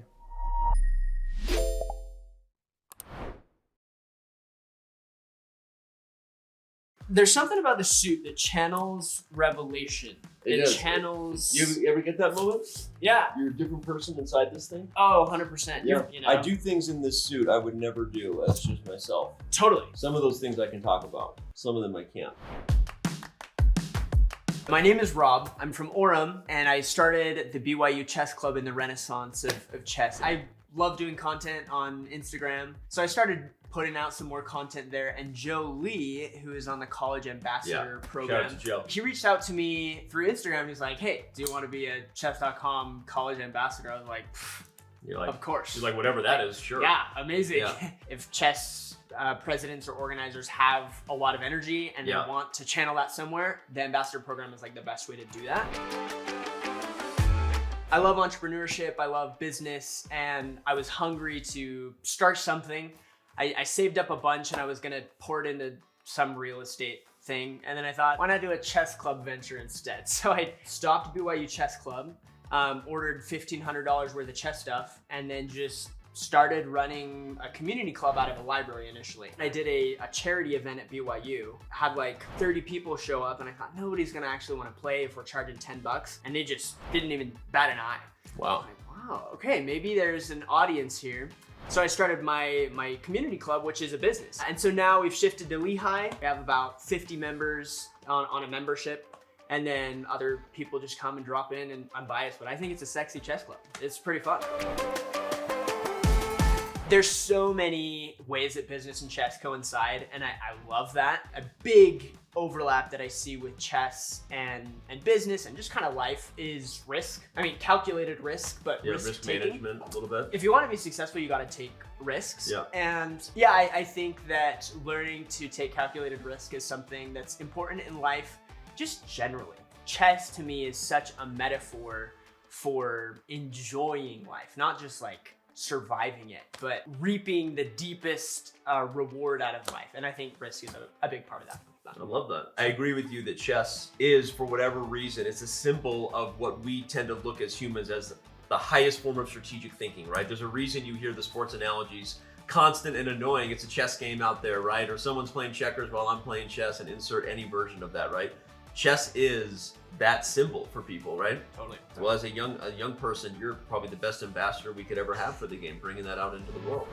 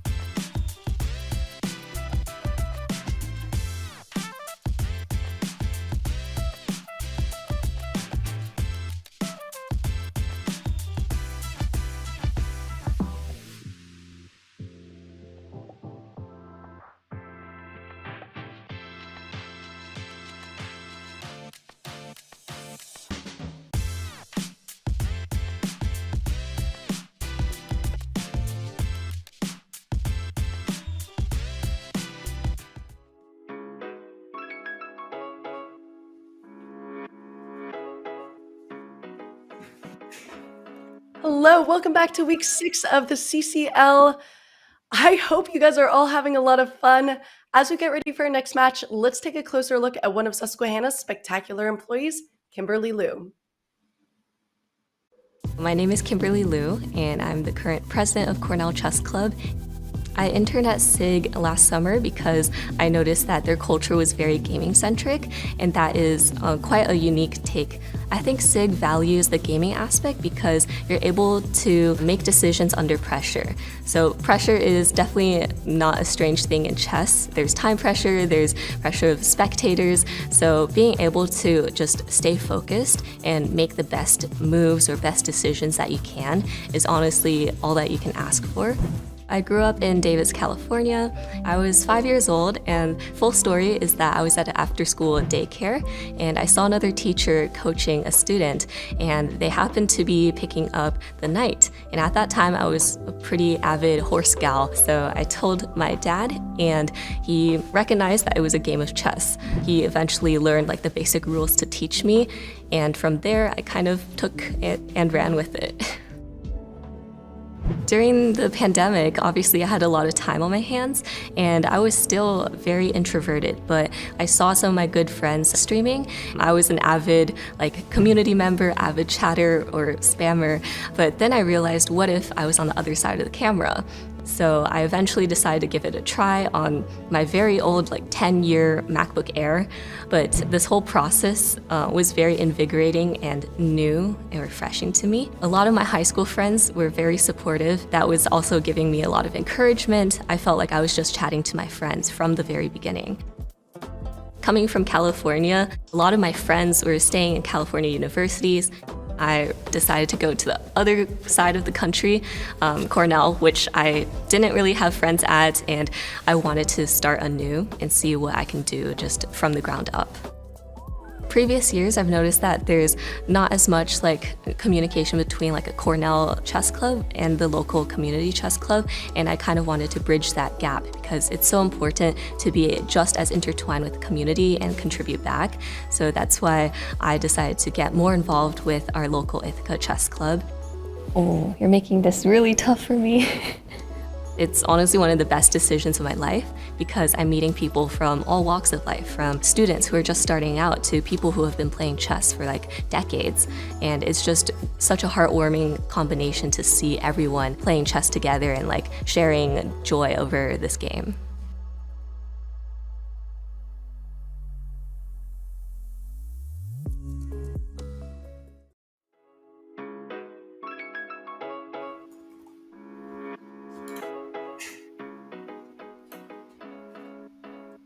Hello, everybody. We will be back with more CCL right after this break.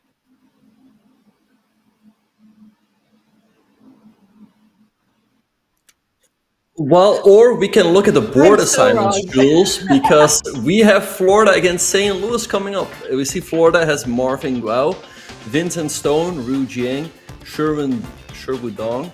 And the St. Louis team, they have Nicolas Ladon. Nicolas, he also played for the A team last season. Rolf Tang, same for him. We have Hemachandra Ramda, and we have Matthew Kent Pikus. So a great team there. You know, Ben, maybe I'm just shaken up after losing 1,000 channel points to you, actually. I think you probably were the one who took my channel points. So maybe I'll be a little better on my predictions this time. This is a really cool team. It is SLU B, which SLU is your alma mater. You're used to playing for the A team, but I'm sure you had a lot of interactions, maybe even training with the B team as well, versus Florida. And I know that Florida hasn't been on stream this season. So how do you think it's going to go? Yeah, I think it's going to be an interesting match. It's really cool to see the B team in action. I see Matthew Pikus. He's a fun guy. He's sitting there with his sunglasses on. I guess he's playing from one of the dorms of the SLU campus. I think so is Nicolas Ladon. I don't know where Rolf is playing from. I think Hemachandra is also playing from one of the dorms. But yeah, Matthew, he, by the way, also plays the Jobava London. So we'll see that in action real soon. Oh my. And one of the chatters asked why I would bet against ASU. I did not bet against ASU. I bet against Ben. Big difference. And you know, Right. you have to always have, it's a little fun when you have both sides there, but maybe I'll have learned my lesson. Okay, are we going to see a Jobava London? I guess could be like this Yes. could totally be a Jobava London here. Yeah, Yep. and there we have it. I predicted it. And look at Matthew. He's like, he's locked in. He's bopping his head. Let's see what Marvin is going to do. In the meantime, board number 2, we see Hemachandra going for a slower approach with e4, d3, knight bd2, and g3. And wow, look at this. Matthew means business as he breaks in the center with a quick e4. Oh, he is bopping out there. And you know, sometimes having that internal rhythm does help you. There's a reason why players love to listen to music when they play Blitz. If anyone in chat has a favorite song that you like to listen to, let us know. I think classical music is the least distracting, but sometimes some good like fast beat rap is a lot of fun. What do you think, Ben? Yeah, no, I think it's good to have something that gets you in the right mood. I'm a little bit disappointed with Matthew here because I had this, this is mainline theory, and I also had this at a Blitz tournament at the St. Louis Chess Club. And the main move here by far and large is the move e6. So I'm a little disappointed in him that he didn't look up the theory. I mean, it happens to the best of us. Maybe he's just playing this version accelerated. As we talked about before, if you missed it, there was an opening that they kind of switched up the move order, and Ben said it was the accelerated version. So I guess anything can be accelerated or decelerated, but sometimes you just forget the theory and all of a sudden you're in a terrible position. Right, so you can also continue here with a move like knight f3, but then black is doing pretty fine after e7, e6. So the point here of, that's really, let me think, why, wait, like maybe knight b6 or something, knight takes d5 is not supposed to be a good move. Man, what is it? I'm very disappointed with Matthew. There's a Blitz tournament tonight at the St. Louis Chess Club. If I'll see him, then I'll definitely tell him that.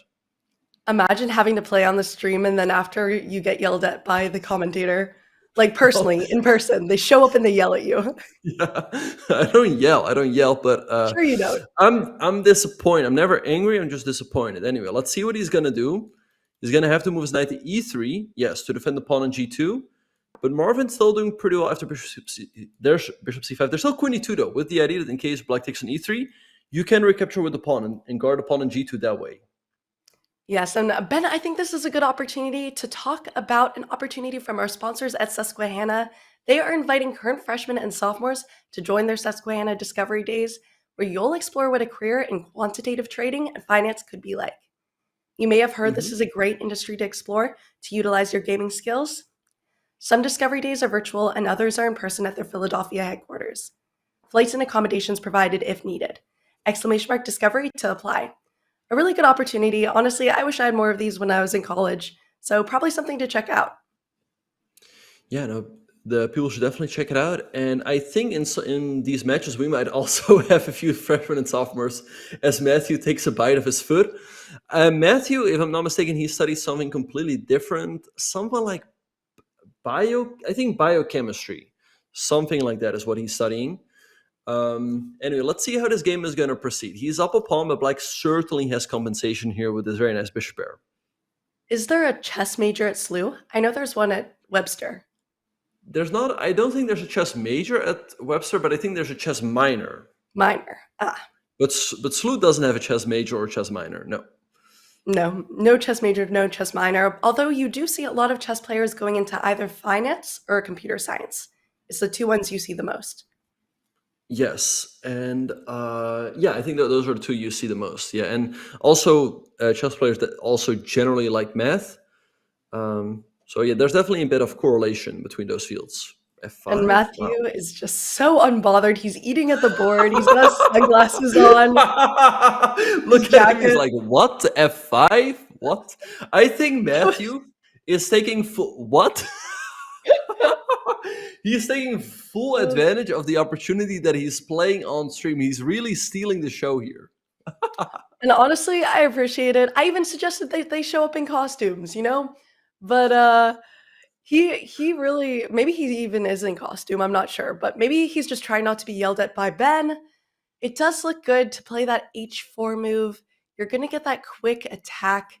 And then you can always castle queenside. All right, so he takes en passant, interesting, but now he's inviting queen takes, attacking the bishop on f4, taking the pawn on b2.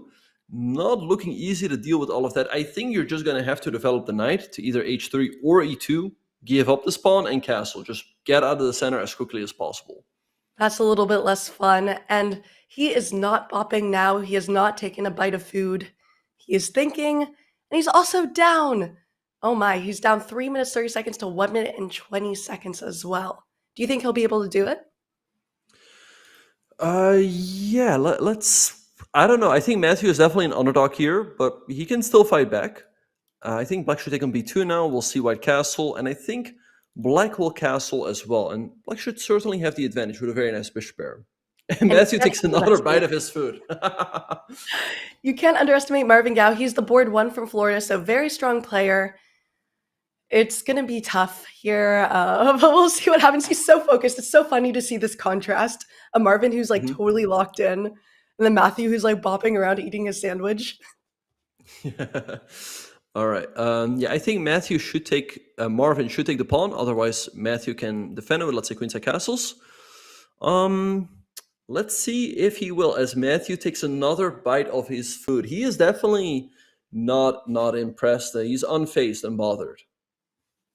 I guess that's how you need to be. We've seen two contrasts. So earlier we saw a player who hung like a minor tactic that was not fun, but not the end of the world, completely like shaking his head and being a little upset at it, as is a very natural reaction. And then you also see players who are completely unbothered, down a minute on time, and in a little bit of a tough position. I think you somewhere in between is a good place to be. What do you think, Ben? What's the best way to be? Yeah, you make a very good point. I think you should definitely have some adrenaline, especially during a blitz game. So you need to be dialed in to a certain degree. I think if you're too relaxed, that's where you easily forget about the time. You're like, oh, I flagged, or oh, I blundered. So I think you definitely need some adrenaline, but you don't need to be too nervous. That's when really bad things can happen. So I think you need a good mix. And as Brody says in chat, Matthew has aura. He absolutely does. Vibing. We'll see here. You want to be able to do something like castle queenside, which he does, but you also have to make sure there are no tactics with the knight moving out of the way. Queen attacked. I don't think there's anything immediately you can do with that, though. Yeah, and he goes queenside castles as well, e5 taking the bishop. The bishop slides back to g3. But yeah, he's got a lot of aura. I mean, I'm loving it. Like queen e6, don't forget about the pawn on a2, though. But also, by the way, don't forget about the clock, as he only has 36 seconds. All right. How much do you bet he's going to take another bite of sandwich under 10 seconds? I don't think he should do it under 10 seconds. That's when it could take a little bit too long. But I think he's done taking bites in this game. Maybe the next game again. Well, he has some fans in chat. We have Go Matthew in chat here. He is vibing. He doesn't want to get yelled at by Ben. But yeah, I don't know. That queen's going to be forced to move.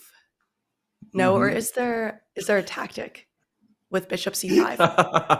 I'm a big Matthew fan. Look at him vibing. He's just singing. Again, I think he knows, like, oh, we're on stream. Let's take advantage of that. Look at him go. As he's cutting into the time deficit. Yeah. You just know that Joe is DMing him right now, like, have you ever thought of streaming? Mm-hmm. Right. Joe always No, likes but to take the most entertaining CCL people and turn them into streamers, which I think is awesome. It's a great opportunity to kind of to share your club, share what you do. That's how I started in streaming, so always good opportunity there. But this queen trade, this offer of a queen trade, it does seem like a necessity, maybe. yeah, well, let's see what Marvin is going to do. He could trade on b3, take on e3, and then maybe take on g2 as well. But instead, he keeps all the pieces on the board with knight d5, and Matthew trades instantly, inviting that bishop or the rook to the d5 square. Look at Matthew. He keeps vibing. Wait, knight d4? Oh. Tactics. Do you find think it? you'll see it? Oh, no. It was kind of a hard one to see, though, to be fair. And we have to mention that SLU B is 0-4. They need this win. They really They're do. 0-5. They're 0-5? 0-5. Yes. With a loss, they're out. Yep. Oh, no. Okay, so he really is unbothered. Yeah, but look at this queen a2 threatening checkmate on a1 b4. Matthew finds the only move to keep the game going. Nice find. All right, let's see what Marvin is going to do here. This game can really go either way, as the players are getting lower and lower on time. And you know those tactics are so hard to find. Wait, what was that move? Oh, he's threatening rook c6. So apparently Matthew should just push his pawn up to b5 to stop it. Oh, that is tricky. You know, I don't even care that that was labeled a blunder. That is very tricky. Especially with 5 seconds on his clock. Move! He just hung the knight. Wait, he missed this. Take a rook c4. Is Black going to find it? I think he will. It shouldn't be too difficult. Okay, so he's trying with it. Oh, and Matthew, he's mumbling to himself. What is he saying? I don't know what he's saying. He's like, oh, I just hung the knight. And oh, rook e8, rook e8, rook e8. And rook e7. Yeah, he finds a check. Wait, but now, queen e6. How is this a draw?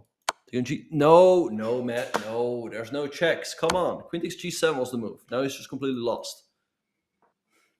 Matthew's going to get a talking to tonight at the chess club. But who knows? They're both getting low on time. It is now 27 seconds to 11 seconds. Keep in mind, Matthew's board 4 versus b1. Marvin knows what he's doing here. He's their board 1. He's ready to play, completely locked in. It'll be tough to see him mess this one up. Yeah, as now he can get a second queen. That's a little bit much. Queen takes c2 is maybe even more precise. Yeah, queen. Anything is winning here. King here. Anything.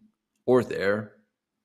As Black has so many pieces to block with. Yeah. Should we take a look at bird's eye view? We've gone kind of on the Matthew train, which is perfectly understandable. Look at Matthew. It was like, that was BS. Like, no, yeah, nobody cares about that game. Anyway, so Matthew loses, tough loss there.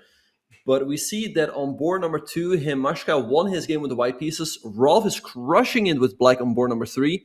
And Nicolas is crushing it as well. So it looks like SLU is going to take a 3-1 lead. It does look like SLU's going to take a 3-1 lead. That will be super tough for Florida, who really needs to even up the score. But yeah, this position does not look good. Mm-hmm. No. Yeah, it is going to be... it's not over yet. Black is up the exchange.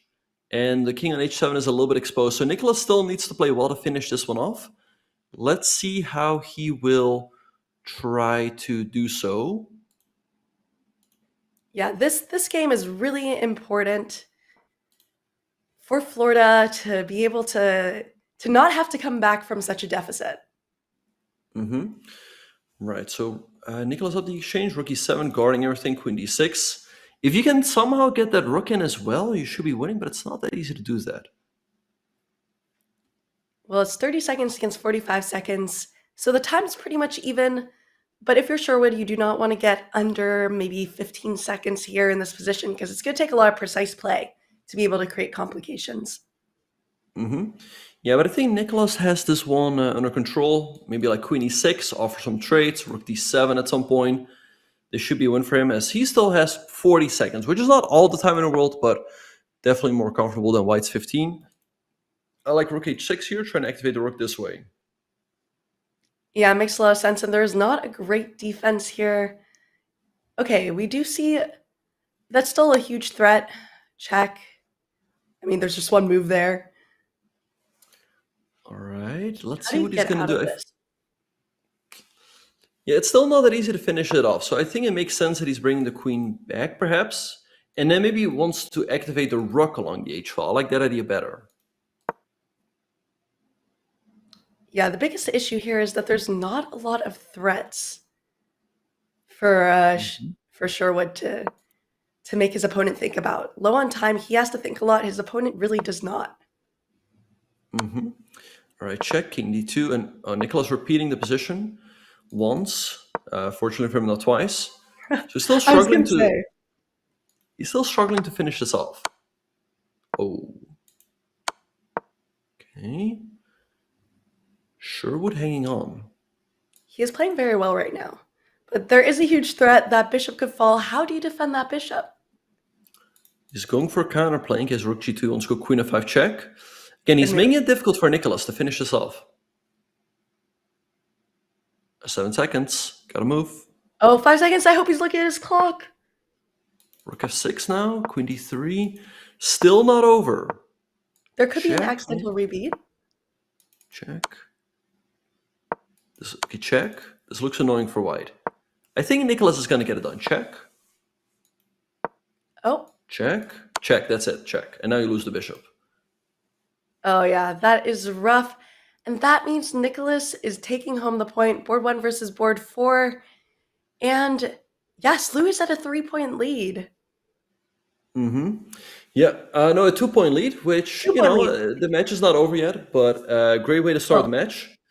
And yeah, it's not going to be easy for Florida to come back from that.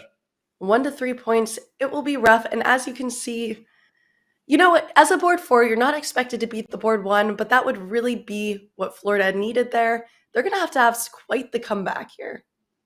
Mm-hmm. Yeah, let's see if they can do it. So great start for SLU B. They get off to a 3-1 start, and only their board 4 loss, so that can happen. And yeah, let's see what's going to happen in the second round. Here we have the scorecard. We see board 1, 2, and 3 winning. The fan favorite, Matthew Pike, is going down. Let's see how he will do in the second round.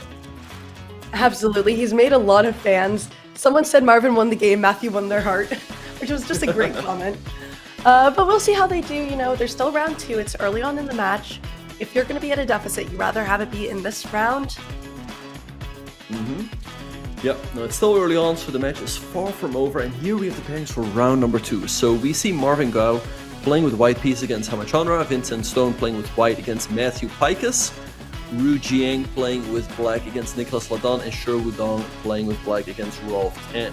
So I think St. Louis, again, will be looking to strike on their top 2 boards. Let's hope for, our fan favorite Pikus that he can get on the scoreboard as well. Yeah, I think, again, still anything can happen in this match. Absolutely. And if you look at the ratings, they're pretty evenly matched. Anything could happen. I'm not sure. It will be a little bit tough. What's interesting is the blitz ratings of all these players. I'm sure that they're a little bit different than their classical ratings, but we'll see what's going to happen. Mm-hmm. Yeah, and I'm really curious to see how Matthew will deal with being in the spotlight again in round number 2. As he really seemed to be enjoying himself during the game, but he did lose, so let's see if he's going to be a little bit more focused or if he's going to bring more of the same. Like you said, either way, he's won a lot of hearts with the fans. Absolutely. And if you are board 1 for Florida Marvin Gao, you are going to need to take home this victory here.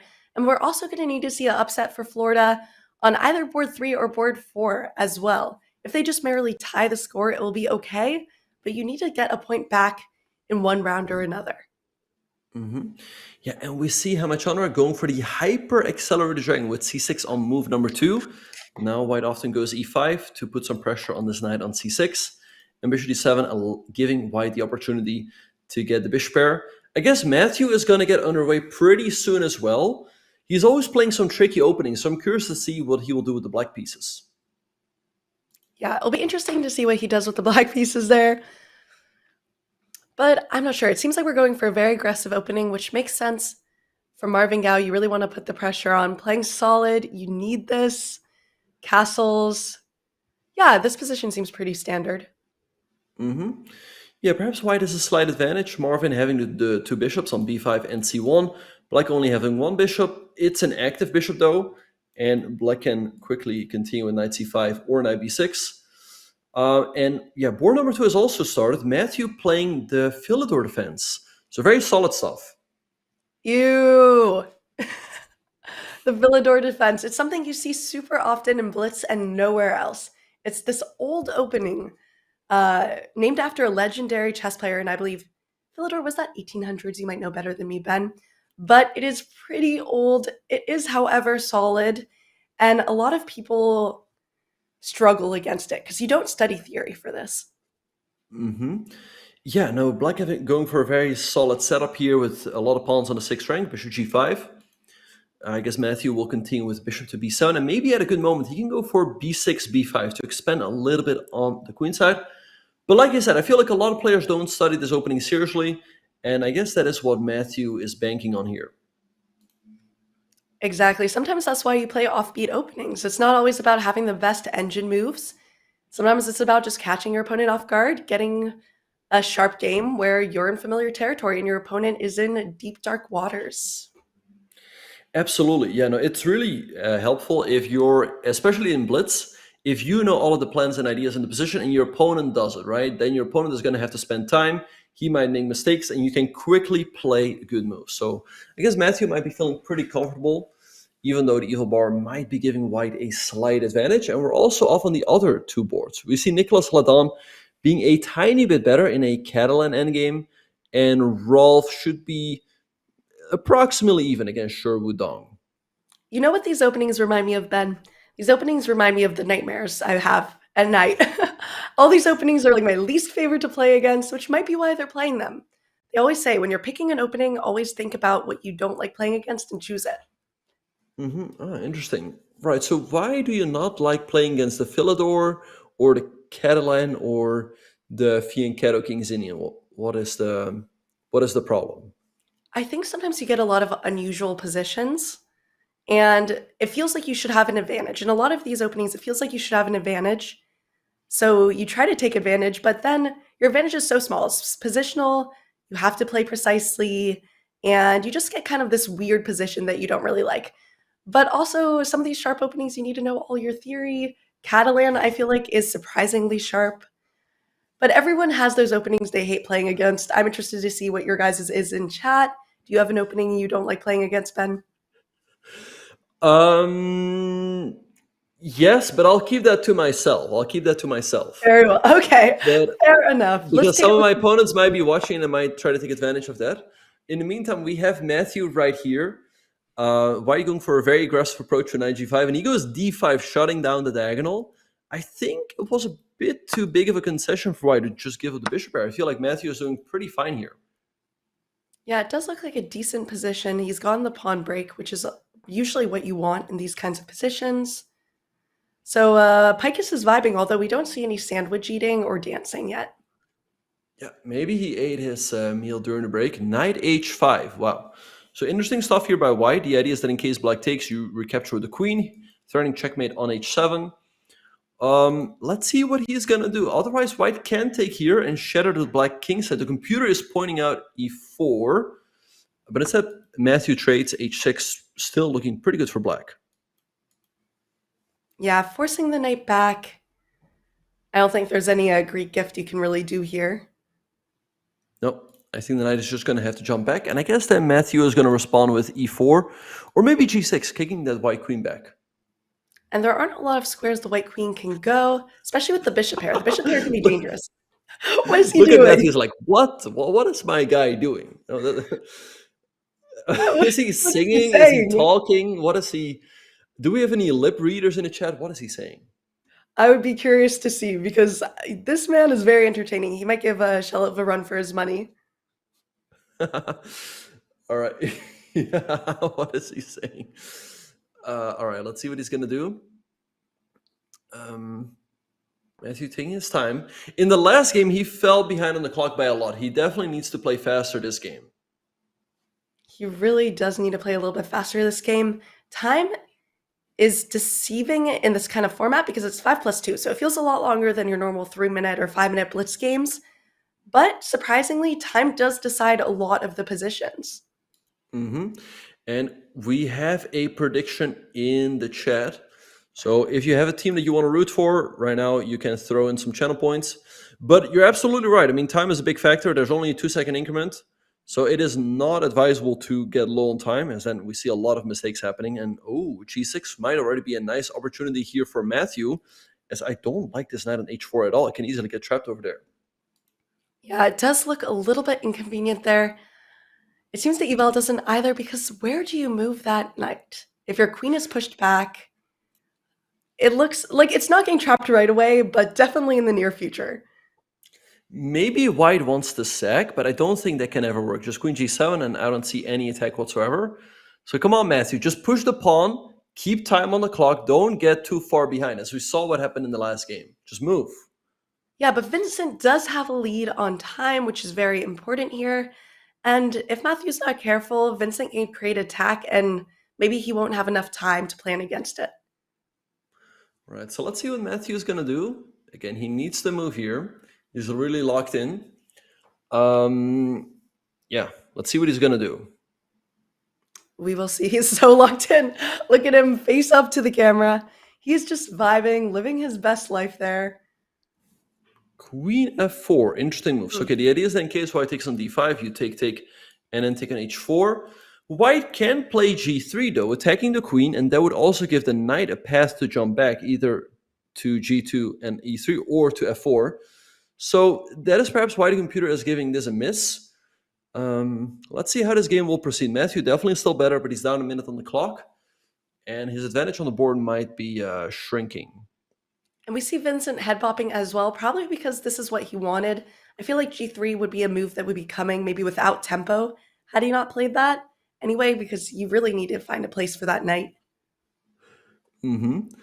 Yeah, but he's thinking as well. So Matthew cutting into the time advantage, and there we have G3 on the board, queen G5. All right, so you can trade the queens here. You can also keep the queens on the board. We see a queen trade and knight f5. The knight is headed to E3 to put some pressure here. Not an easy position for Matthew to deal with. As D5 is weak, white can also open up the A file at the right time. So I don't know. I feel like he could have had a bigger advantage here. Do we want to take a look at bird's eye view, see what's happening on all the boards? Yeah, so we're going to leave our fan favorites for now, but let's have a look at the bird's eye view. All right, so on board number 1, things are approximately even, but him and Chandra up on time. Nicolas is having a nice position on board number 3, and board number 4 looking even as well. So perhaps this is a round where Florida could come back. That's exactly what Florida needs. And you know what? They are so close in rating. SLU B has been struggling. They're 0 out of 5 so far, so they really want to win this match. Yeah, no, if St. Louis loses this match, they're out. Yeah, they have no chance of making the playoffs anymore. I think they might have had a match or two as well where they weren't able to get a team together. Florida is 2-2. They're sort of right now they're making the playoffs, but not by a big margin. So for them, a win would also be important. And you can just think about how strong a school has to be in chess to have a B team, especially a B team of this level. Yeah. No, a lot of teams would be happy to have them as an A team, but yeah, they're a strong team. And I think they're definitely capable of winning matches as well. In the meantime, we see A3 by Matthew. And it looks like, what is Chandra doing? Look at that knight on A2 in the top left-hand corner. I think it's just trapped. Oh no, and we've seen that so much. That is like our theme of CCL. We always see that knight getting trapped on that second rank. And it looks like Florida might get a point there. And Marvin is focusing. This is his moment. He knows he has to win back these points. Yeah, Chandra just losing a full knight there. That game looks practically over. All right, Nicolas, he's up a bishop for 2 pawns in the endgame. Still some work to be done there to finish it off. Rolf Tang is a little bit better, though, with the white pieces, so I have some faith in him. But I feel like anything can happen in that Pikas game, as he's better, but look at his clock. He's got 35 seconds. 35 seconds against 1 minute and 30. Not the biggest time disadvantage, but we saw how it affected him last time. Yeah, so he's going to have to speed up. I think he needs to avoid those situations where he's having seconds on the clock and his opponent still has a minute or two. And I also wonder, he's wearing the sunglasses, but I feel like for myself, when I'm wearing sunglasses, I sometimes struggle to see the screen clearly. So maybe during time scrambles, he needs to take the glasses off. Oh, but he won't. It's part of the vibe. It's the character, you know? Exactly. And oh, look at this. Vincent sacrificing a pawn, but now he can go rook b6, attacking the bishop on c6, the pawn on a6, and maybe follow with bishop b3 quickly. And I feel like white has a lot of compensation there. No, definitely. It's exactly what he needs in a position like this. It's interesting. 3 of the boards are pretty undecided right now. Oh, look at this. Nicolas, he was winning, but now knight e5. Great move by Ru Jiang, hitting the pawn on f3, and I don't see a good way to protect that. So Nicolas might have blown a big advantage. Rolf, on the other hand, seems to be winning as he's picking up a lot of pawns on the king side. Absolutely. And Savage Chess, thank you for the sub. Appreciate it. Oh, wow. Okay, Florida is struggling a little bit there. And we see it. That is a point for SLU. But it looks like Florida's going to get the point on board 1. So what will happen on the last 2 boards? Yeah, this can really go either way. It feels like Nicolas has thrown a big advantage. I think Ryu might just hold the draw here. And I don't know. I think, oh, wait, bishop a4, Matthew blundered.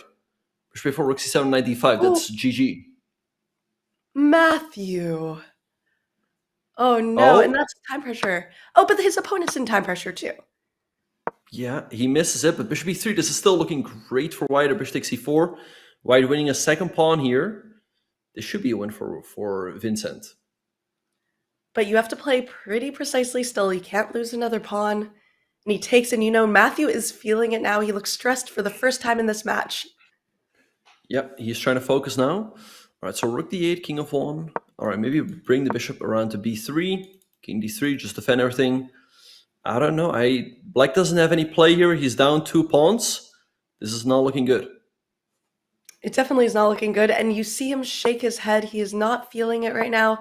But I don't know. There's still a way to defend this if his opponent gets too low on time. And it does look like he's under 10 seconds.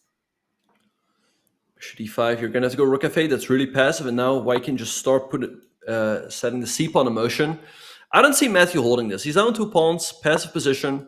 White has 3 extra pawns now as he takes. Yeah, this looks dead lost. Game over, and some great technique by Vincent here. Board 2 for Florida. Probably going to get Florida the point they need here. Yep. No, this is absolutely hopeless. Matthew is going to lose. Yeah, I'm just saying it how it is. I mean, down 3 pawns in a rooking game. Yeah, it's just completely winning.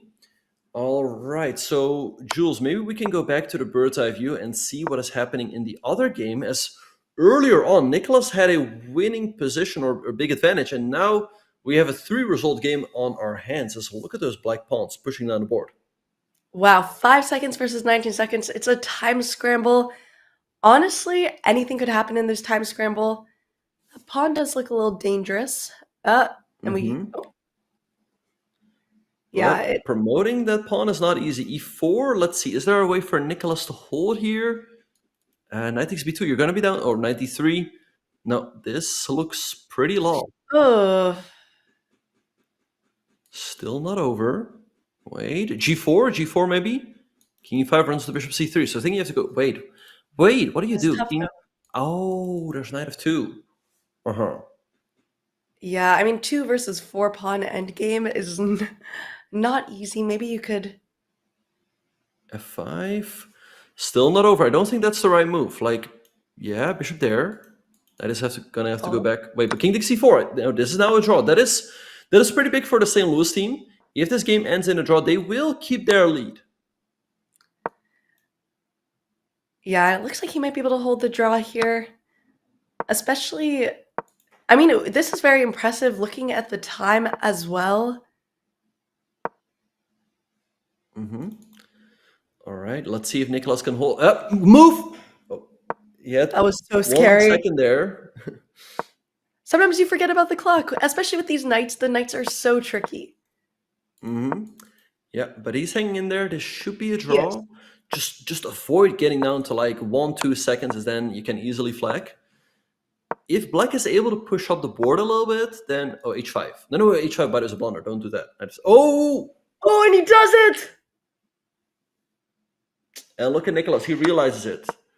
Oh, Okay, still some work to be done here. This is not... you cannot take. It's unfortunate. You're going to have to go king back. you can't take, because usually that knight pawn, you can get a draw. If Wait, your he king's in front of the pawn. he blitzed out bishop back to c3, but I was wondering about king f5. At least that looked like a better try. Oh, there was a win with knight g3, but black would have to spot that. Now, black is pushing the pawns up the board. It should be a win for black. I mean, maybe, yeah, you could try to win the pawn and a knight, but it would probably take a miracle here, and it looks like this is going to be a win for Florida, tying up the score, no? Yeah, that would tie up the score, so that would be huge. Still not over, still some technique required here, but the problem is just that all of these king and pawn games are lost.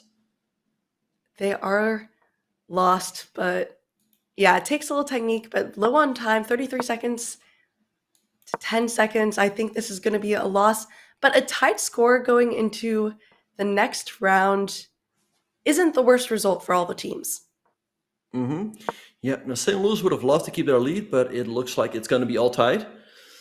Unfortunate stuff, as black is just pushing these pawns to victory. And yeah, Ryu, it looks like he's just finishing this game off. Absolutely. And then we have a tied score, Florida versus SLU B, anyone's game going into the next round, round 3.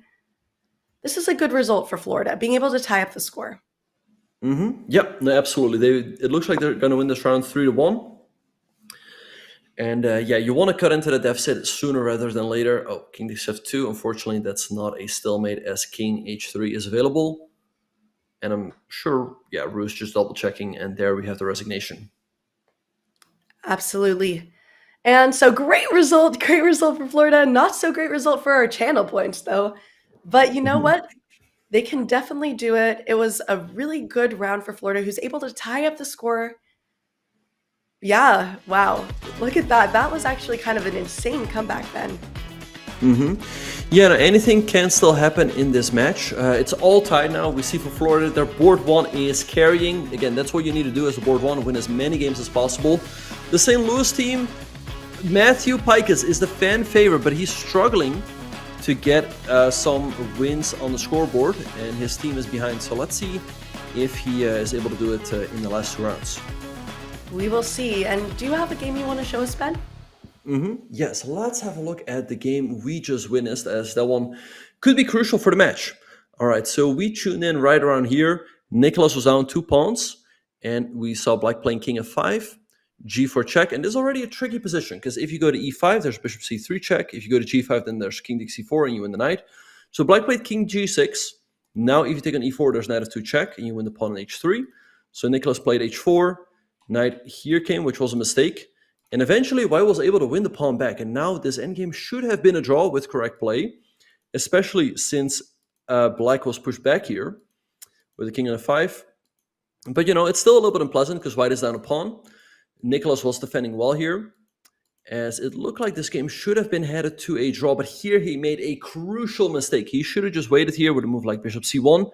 But instead, he thought that he could trade off the last pair of pawns with pawn to h5. If black's forced to trade, this should be a pretty easy draw, but he completely overlooked the move. Knight f6 check. Checking the king. Black wins the second pawn. And with this, black got the 2-pawn advantage and managed to convert. So unfortunate miss there by Nicolas, as Rue wins a crucial game to tie up the match. Great game.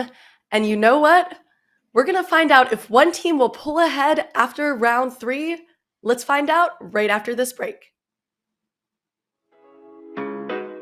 I think Anish has already retired from chess. He only plays so that he has something to tweet. That's factual. I don't think it's mean. I think that's just quite factual. Yeah. I think it's fair enough. Anish started the draw memes himself so that he can finish his games quickly. I don't think it makes sense. It doesn't make any sense. I think you appreciate a mean tweet which is well thought of. No, but it just doesn't make any sense. Exactly, that's what I'm saying. No, if it's well thought of, well crafted, you would appreciate it. Yeah, this is a good one, probably. When Vidit defeated Krauser for the first time, he shared an epic reel on his Instagram. Since then, all I can see is reels of him dancing. Is that good? Like a lot of words, they really put in the effort there. I have to say I like your dance reels. I must say that.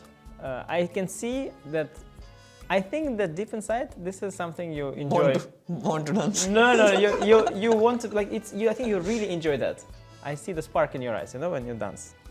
Like whenever we looked at the Petrov and trying to look for new ideas, I didn't see that spark in your eyes. But when you're doing the real dance, I think it's good. But to be fair, not many people defeat Carlsen a lot of times, so I think it's. Or not many players can dance also. That's true. Both. Yeah, I mean, you know, you gotta keep that Instagram content going, and if you only have to do it when you beat Carlsen, then Instagram would be a pretty dead platform. So yeah. Why is Anish playing chess? He looks like an accountant who says he has 21 years of experience, but actually uses ChatGPT. Wow. Would I do This is some good right there. I mean, wow. Why are you playing chess, Anish? You look like an accountant. No, but this is some meta stuff. Accountant who says he has 21 years of experience, but actually uses ChatGPT. Wow. No, this is actually good. I don't know what is the insulting part. Everything? Everything. Yeah, it hurts really, really deeply, but it's really good. It's really good. Yeah. No, I appreciate it.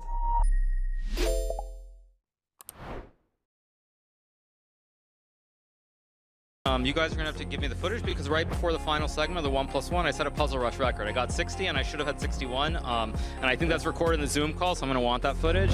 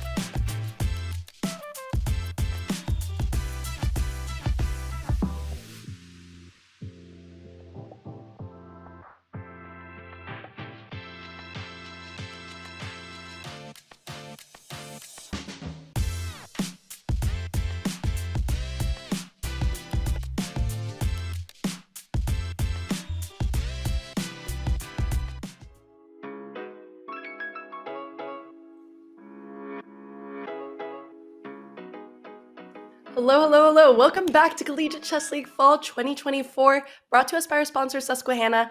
We are here for round 3 of Florida versus St. Louis, and it's completely tied. After a really tough first round, Florida was able to tie up the score. How do you think that will affect the results, Ben? Yeah, it's a super close match. I thought that SLU was looking pretty good after the first round. I thought they were going to take control of this one. But Florida struck back quite impressively, and now I think can really go either way.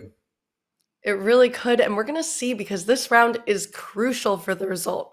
One team's going to want to pull ahead. If they're still tied, we could even get into tie breaks. But we're going to see the board 1 playing the board 2, Gal versus Tan, Stone versus Layden, Zhang versus Picus, and Dong versus Ramba. And you know what? That is the closest boards we've seen yet.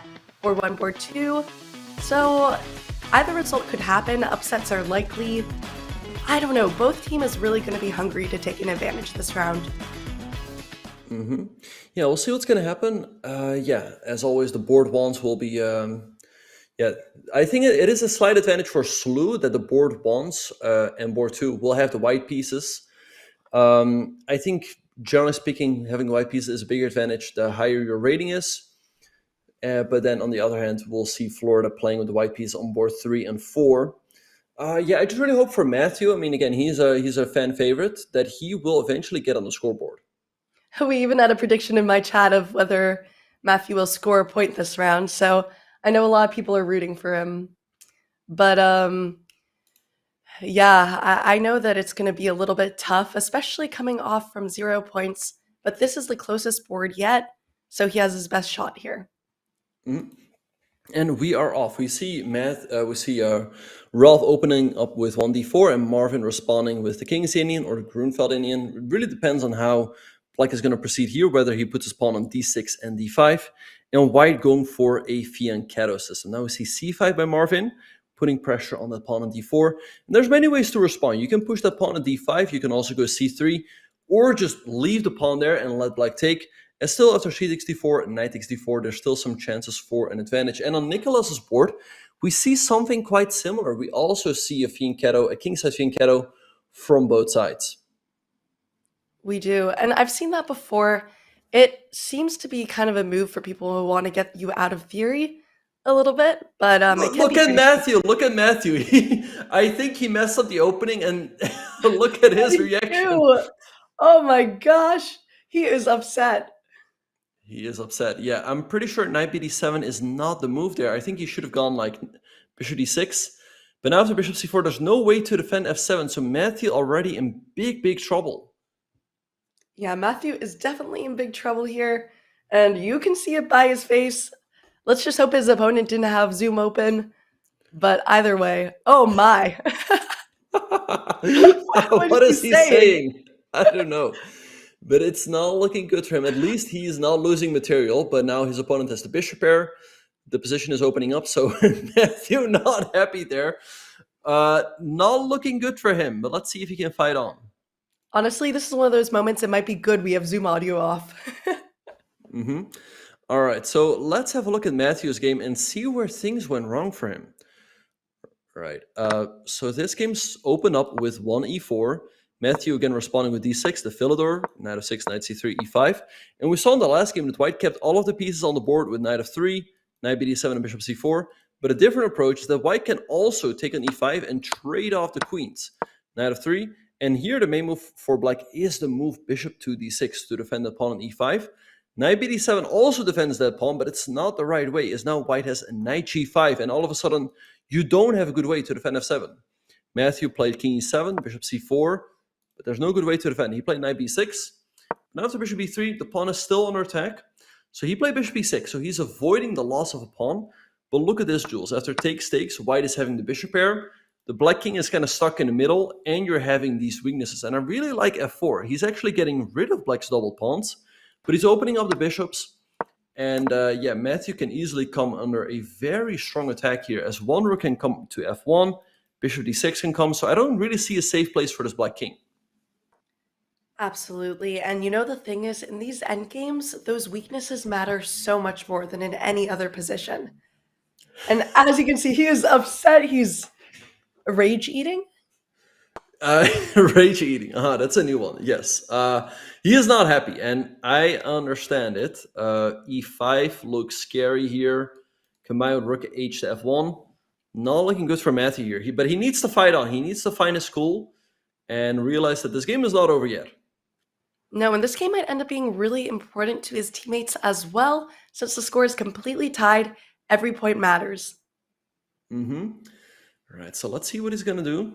E5 is a nice move here for white. You can also move a rook to the f file. But, you know, for the moment, the material is even. And it's limited, so black is not under a super dangerous attack. I mean, the queens are off the board. Okay, we see rook hf1. Maybe now Matthew can take on d6. And after rook takes, maybe defend the e6 pawn somehow. Although e5 is also a threat. But I think it's good for him to trade the bishops off. That should definitely alleviate some of the pressure. Yeah, but he's definitely thinking, because he doesn't want to run into something that could lose his knight, lose anything else in this position. But this is good. This is a moment to be thinking. Yep. All right, and Matthew is locked in. So bishop takes d6, rook takes d6. Definitely looks a bit scary. Rook takes d7 there would be a massive threat, as this knight on f6 is pinned. But I think, Jules, maybe you have knight c5. And after e5, king e7. Because if you take the knight, we can take on d6. Let's see if Matthew can find all of that. If he doesn't, he's going to be in big trouble. That's an interesting line. I think he'll be able to find it. It takes a little bit of calculation, but it just depends, because in positions like this, you might see the initial tactic and be like, there is no hope, and then you won't be looking for it. But he is taking his time. I think he might be calculating it out. What do you think? Yeah, I think he's definitely looking at a way to get out of this, but yeah, it's not an easy line. Let me put it on the board, and he's shaking his head. That's not a good sign, but let me show everyone. Bishop takes d6, rook takes d6, looks very scary. Rook takes d7 is a threat, and e6 is hanging as well. But fortunately for black, there's knight c5. e5 might look winning for white at first glance as you attack the knight, which is pinned.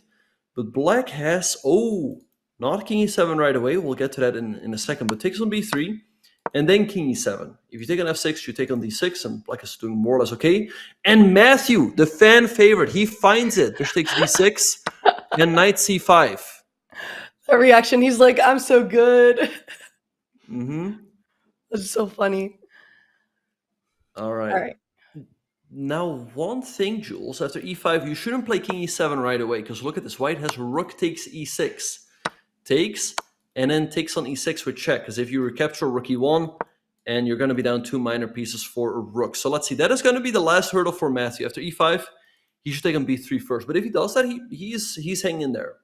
That's a tough one, though. That is definitely a trap that anyone can fall into, especially if he thinks he's calculated it out and feels confident in it. So it'll be an interesting test to see if he does it. Mm-hmm. All right. So let's see if we'll see that on the board. Some very interesting lines here, by the way. After all of that, they could still kind of continue, like white can take an f6, take on g7. Now we see Ryu taking his time. So let's see. I think if Matthew can survive and he's vibing, then he might even turn his game around. It's possible, but it will need to be precise. Everybody is calculating here, board 3 versus board 4, but he is in the zone. Mm-hmm. Yeah, he is a music instrument in the background, and he is vibing. He's I don't know what song he's singing. Again, if we have any lip readers in the chat, let us know. Jules, what is your best guess? What is he jamming to? Some Frank Sinatra or something. I don't know. The glasses, the vibe, the jazz beat. I think he is deserving of a Matthew Jam emote. You know, Matt Jam. That is a pretty good emote idea. I'm not going to lie. Oh. Mm-hmm. All right. Rook BD1, a missed opportunity. And now King E7. I'm like doing perfectly fine. Get out of the pin as quickly as possible. King E7 is very natural. Yeah, I wonder what he's thinking about here. What is he saying? King E7. Come on, Matthew, move. Last couple of games he got under time pressure and blunder, but now he just needs to move. Get out of the open file. Like the other moves aren't as good. I wonder what he's thinking here. Yeah, I mean, you could go this way, but I don't see the point. Just centralize the king. All right, and there we have King E7, but took him a little bit too long. But he managed to hang in there. That's very impressive, as I thought after knight G5 he might just get blown off the board. Absolutely. Do we want to take a look at bird's eye view, see what's going on in the other boards? Mm-hmm. Yeah, let's do it. All right, so Jules, as we have a look at the bird's eye view, I feel like Nicolas Ladan is a little bit worse in the top right-hand corner. He's facing a pretty tough attack. Rolf 10 approximately even on board number 1. Board number 3, Matthew is fine. I don't know, Jules. We might see Florida taking the lead on round number 3. That would be such an upset, and I bet all my channel points. Ben, I followed you. Oh, you bet all of your channel points on SLU? Yes, because they were up 4. I think everyone else did as well. Well, maybe Matthew can get a point here. Knight d7 looks like a pretty nice move, as the pawn on d5 now is quite weak, and he finds it. Great stuff by Matthew. No, I deserve it. I deserve it for following you, Ben. I deserve it. Should have gone to contrarian. Look at Matthew. He is vibing. Like, what is he vibing to? He is into it. Like, what is he? I wonder Does if he's anyone know? Listening to music? I don't know. Or he's got a song stuck in his head, but it's looking good for him. He can take an e5 now, up a pawn. Yeah, he might just get the win here. Just 44 seconds to minute 45 is not that bad, but he has to be careful of his time. Mm-hmm. Take and trade.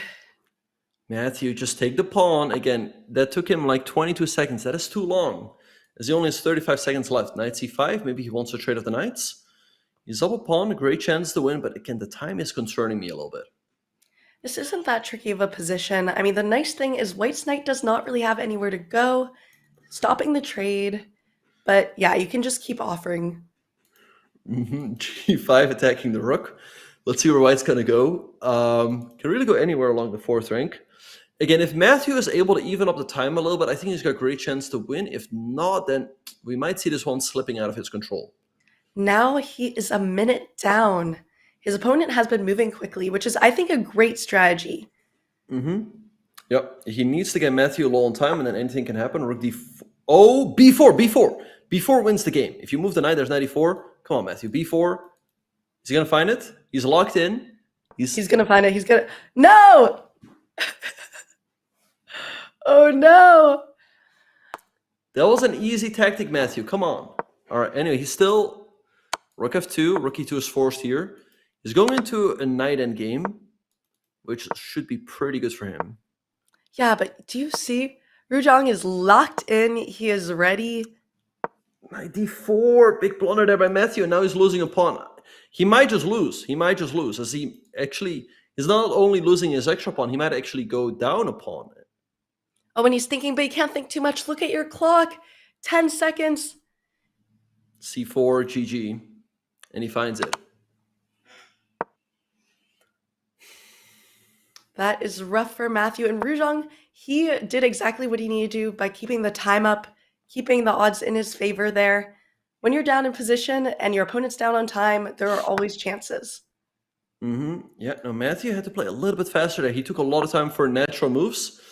And now it's looking tough for him once again. So let's see if Ru can put this one away. Not easy yet, as his pawns now are a little bit stuck, and his knight is also a little bit stuck on the edge of the board. King c4? But it's knight d4.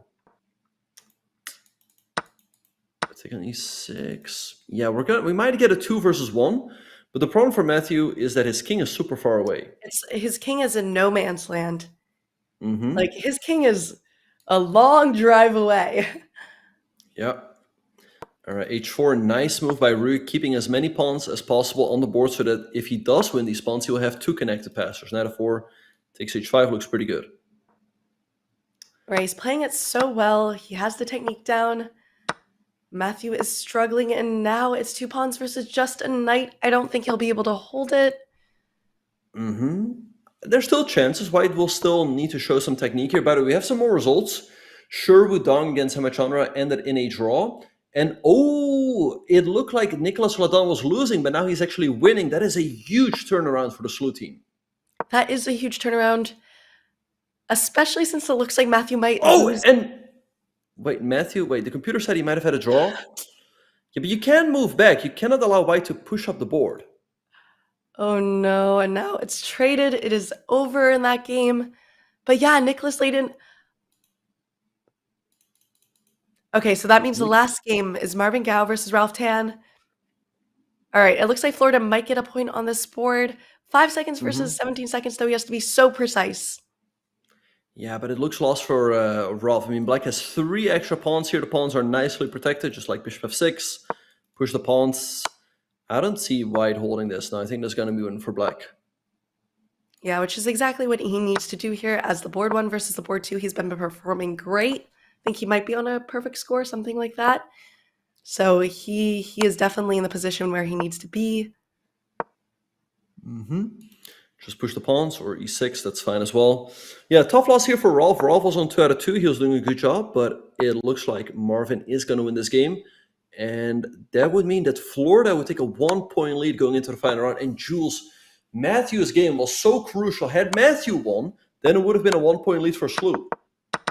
Yeah, I mean, I bet he's feeling that, especially here, probably watching these games. And we see it. Marvin Gao promotes, which was inevitable, won the game. As you can see, he's pretty happy there. SLU, you know, now they're going to really need to fight on if they want to win. Yeah, so we see some player reactions here. Rolf, not too upset, but clearly not happy with that loss. SLU is trailing by a point, which is not the end of the world. Still, anything can happen in the last round. But Jules, I really do feel like maybe Matthew needs to focus a little bit more on the games. Maybe, but also his vibe could be carrying him. He's been playing well, just getting low on time. So maybe it's that time management that needs to switch a little bit here. But as we see, Florida is up a point, 6.5, 5.5. Board 1 in Florida has been crushing it, 3 out of 3. Nicholas Layden, 2 out of 3. Stone, 1 out of 3. 2 out of 3, Ralph Tan. Zhang, 2 out of 3, also been doing great in Florida, 1.5 out of 3 for Ramba. And then they're board 4.5 out of 3. And then Matthew, 0 out of 3.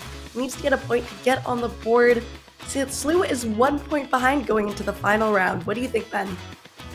I think still anything can happen. Matthew will play the board 4 player of Florida. Maybe he can get a point there. It's going to be close on the first 2 boards as well. So again, really anything can happen. Florida obviously has the slight edge since they're 1 point ahead. But I believe in the SLU team. I also put a lot of channel points on them. So I believe on them to manage the comeback. We learned our lesson there, but we're going to see the board 1s play the board 1s, board 2s, so on and so forth. Marvin Gao, Nicholas Leiden, Stone versus Tang, Zhang versus Ramba, and Dong versus Picus. I don't know, anything could happen, but SLU's going to need to have a really good performance to be able to pull ahead or tie the score. Yeah, so let's see what's going to happen. The games are going to be underway any second now. All right, so Nicolas playing with the black pieces, Roth 10 as well. I think they shouldn't go crazy. It is only a 1 point difference, and just, maybe bank on the players with white getting a victory. Again, like nobody should go crazy. Just play normal chess. So let's say if they have 3 draws and only 1 win, that is going to be enough to take this match to overtime. That is very true. They just have to play their best solid chess. All right, I wonder if we see a Roy. We see a Roy Lopez here on board 1. Oh, and G6 by Nicolas Ladon, going for a fianchetto system. Very combative stuff.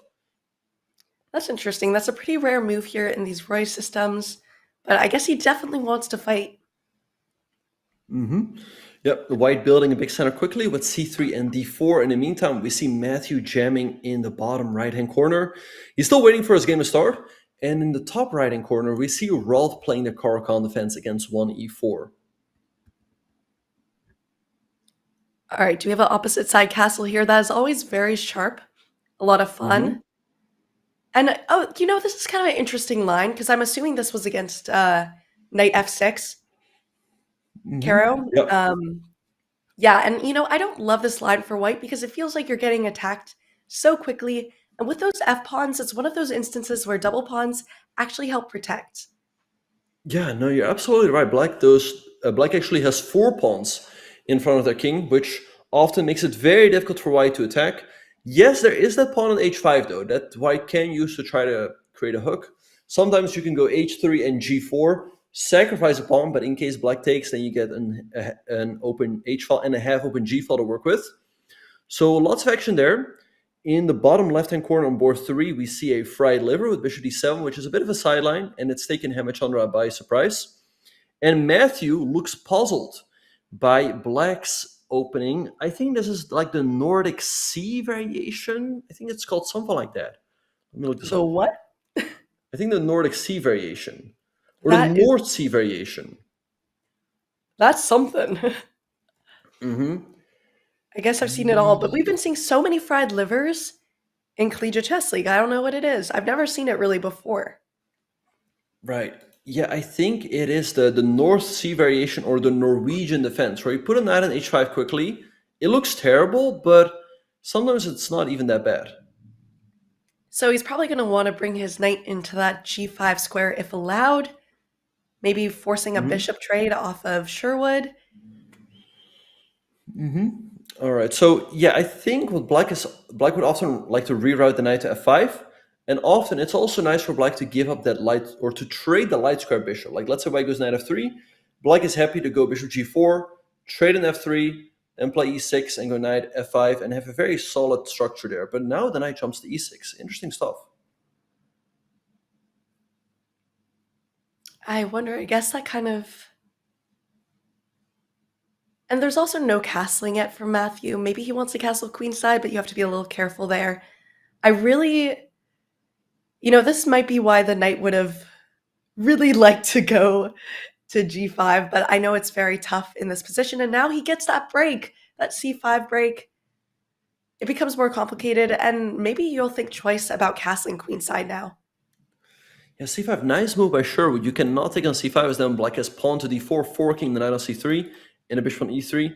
He takes on d4. All right, now I guess Matthew is just going to recapture with the knight. I thought that maybe knight c6 also would have made sense on the previous move. So let's see what's going to happen here. I feel like chance for both sides, and this game can really go either way. It could, and we have a lot of people in chat talking about their channel points on both sides.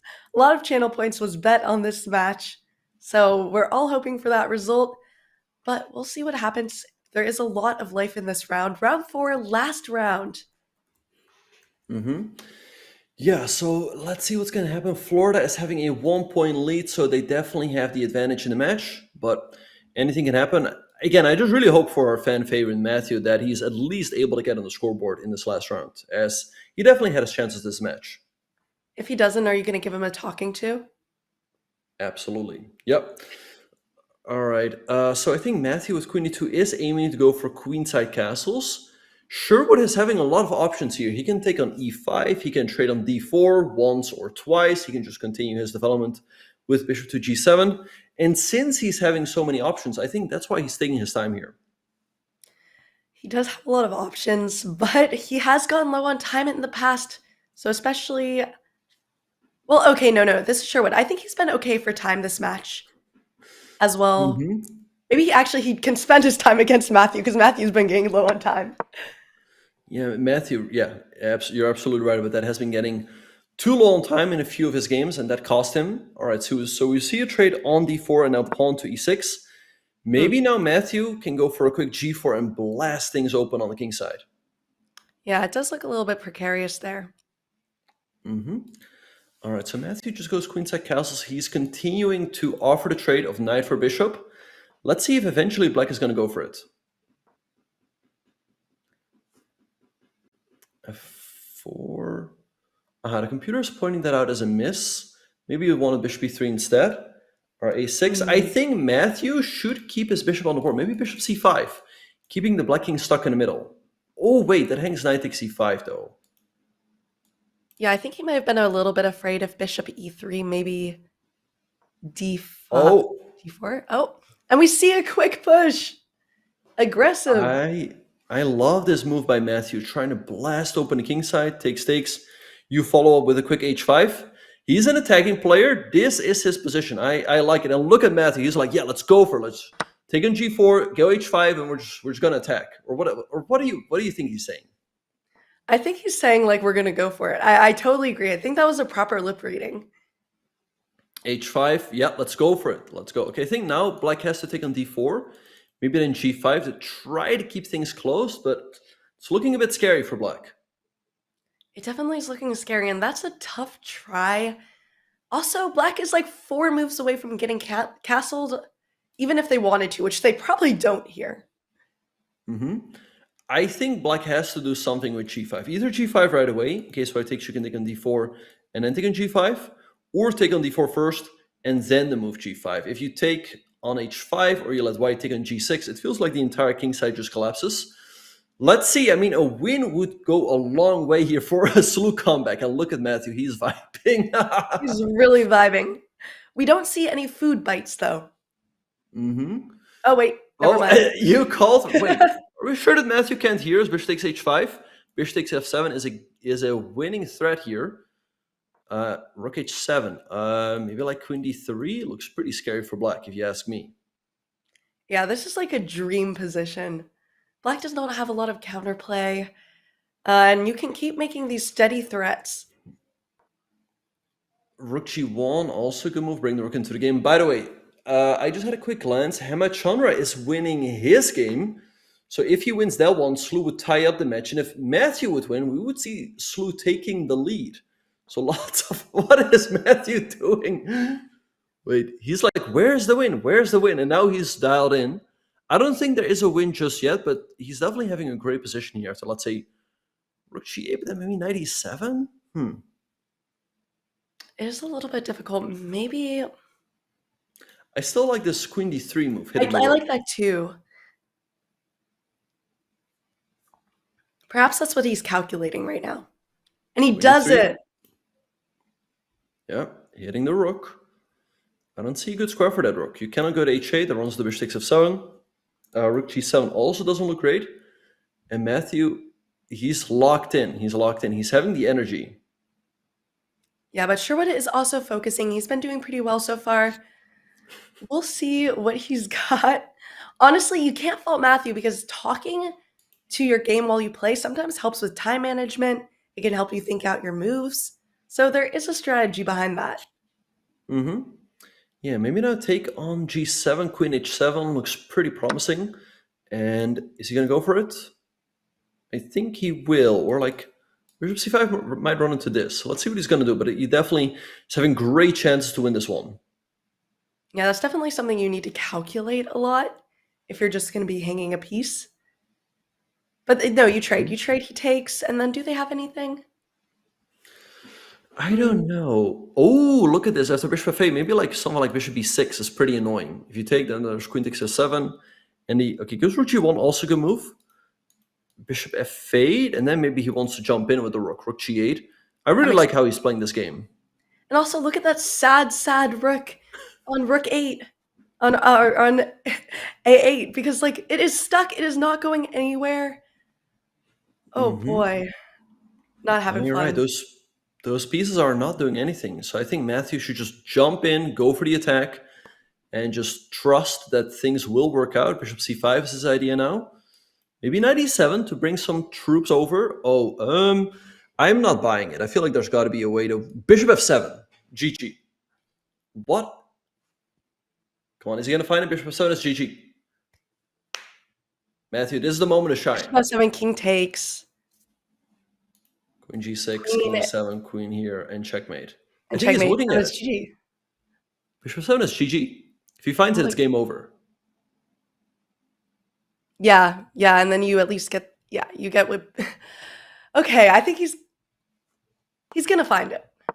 And he finds it. He finds c5. it. Wow, great find by Matthew. All right, great stuff. Take queen g6, checkmate. Checkmate on the board. All right, and look at him go. Look. Look at a celebration dance. Yes. Oh my. Oh, look at that.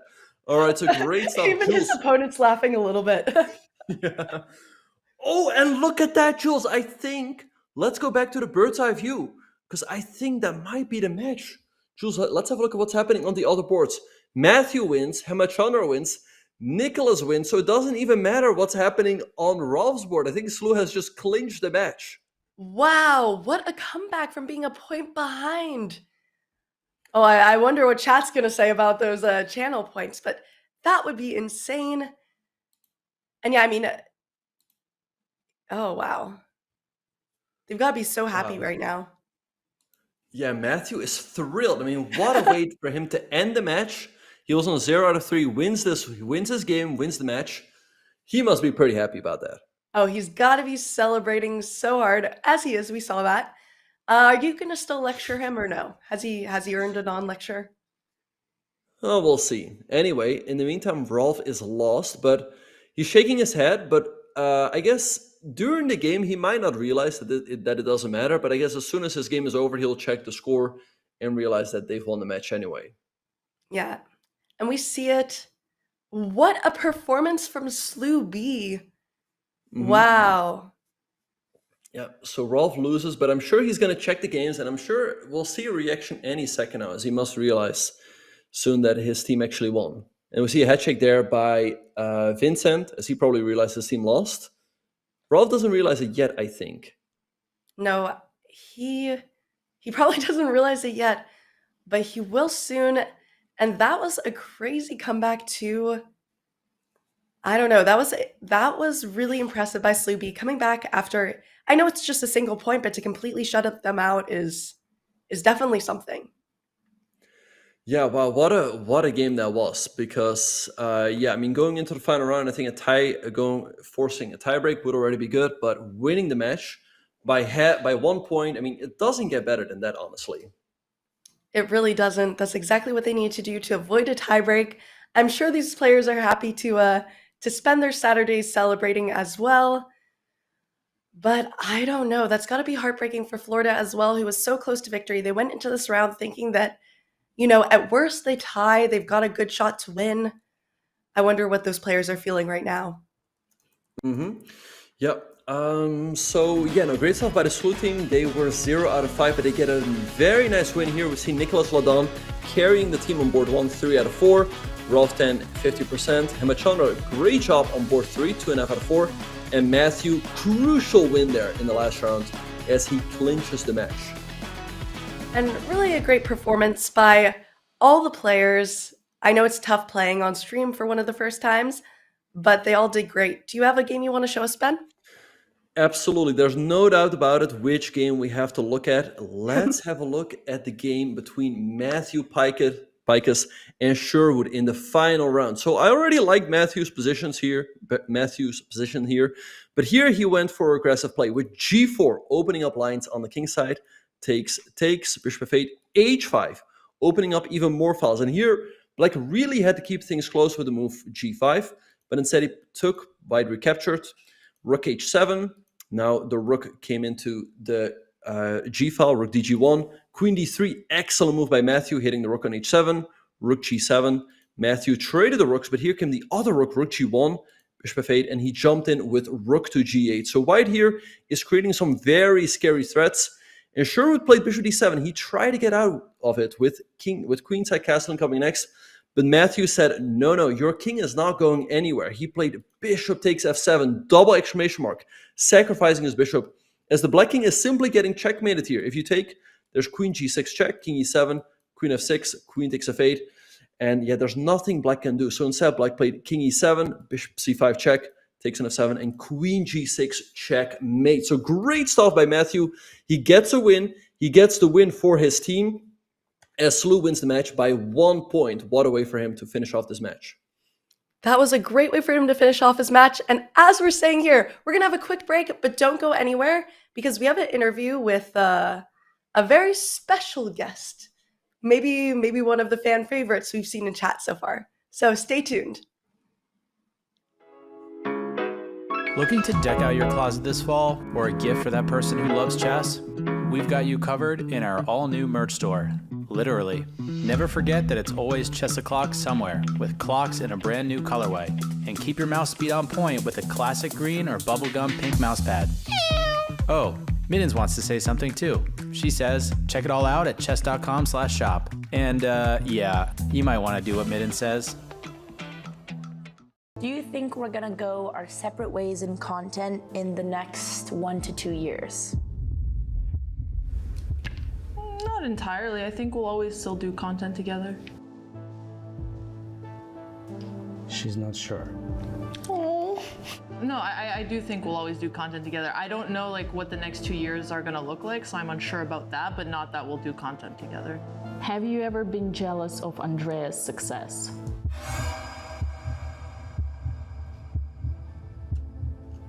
Somewhat.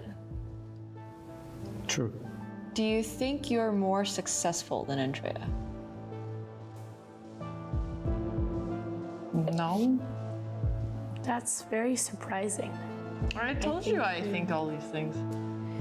Do you think you're ever a bad influence on me? Ever? Yes. We've lived together for years, of course. Yeah, she definitely. But if you ask me overall, that's a different answer. Do you feel guilty towards your parents that you made Andrea drop? No. Oh, but that's a big topic. Maybe she's truthful, but that's a very, very big topic for her. She has a big reaction on that question. So maybe something they've discussed a lot, or something that's created tension in their family, or something. It was a big family argument for many years. It's actually not the family. I was thinking about a very specific incident, I think a week ago. What were you thinking about? It's actually really dark. I don't know if I should. You should. I would like to know. It was when we were preparing for chess camp, and I remembered when we started making content how you had work-life balance and you were so happy. And then that Friday you were so burnt out, you were trying to film a video at 11 p.m. And I asked you, is there anything that would bring you joy? And you were like, no, literally nothing. And then I saw that and I was like, yeah, my sister might be so much more successful now, but doesn't matter if she's not as happy. I'm gonna tear up. That was so sad. Yeah, I told you, that's why I think, because these are all Yeah, but it's questions. real. I think it's good. Do you think you've peaked in terms of your competitive chess career? No. A lie. The lie is I don't know how much more classical chess we're gonna play, and if we don't, then sure. But if we were to play more tournaments, I don't think so.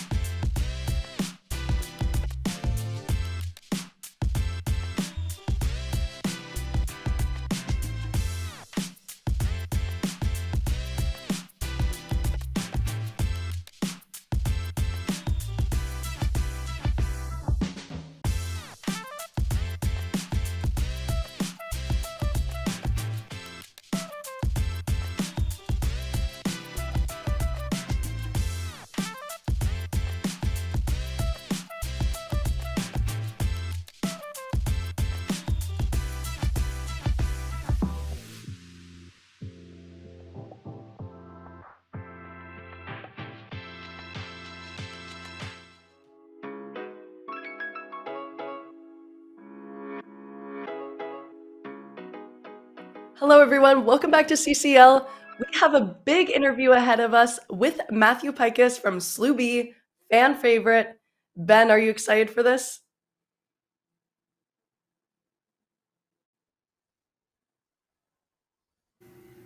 Hello. How are you doing today, Matthew? I'm great. I just feel like amazing. I'm not losing it at all. No. Oh. I feel fine. Okay, that's good. I've been asked to ask you, do you have an award named after you? So we can't keep giving money to Benjamin Bach. Okay. The great St. Louis Chess Club TD Mike, he would make like a monthly club tournament, and one of the prizes was the Pikus prize, and it was like an extra $300 if you were like the top of the tournament, like 3 weeks or 4 weeks in a row or whatever. And so he named it after me because I had played all the club tournaments when I got to SLU. Incidentally, Bach kept winning it all, and so yeah, he likes to remind me that he keeps getting money for my namesake. So yeah, there is an award, not a good one. I can't hear Benjamin. I don't know if that's an issue. Oh, Yeah. wait, can you hear me now? Oh my, Yes. was your mic muted? I thought it was just me. Oh, all right. So Matthew, we saw you were very expressive. Are you always that expressive, or were you like, "Hey, we are on stream. This is my time to shine"? Does that have anything So to do with that? I'm more expressive on online play because like I'm in the comfort of my not terrible dorm. I'm also like in person I can be kind of expressive. Definitely classical tournaments I've been kind of losing it. I remember Chicago Open was an interesting like I wasn't like doing anything bad, but definitely I was kind of moving around. I try to walk around. I'm very antsy. But I think it's more just a thing with online play, and also the fact that like I can listen to music while I play is also it just gets me going. And also it's on stream, so might as well have some fun with it. I mean, we are not doing well. I don't think we're making the playoffs. If you win the last match, you can still make the playoffs. Oh, dear God. Okay, we're doing it. We're going to go 16-0, murder them.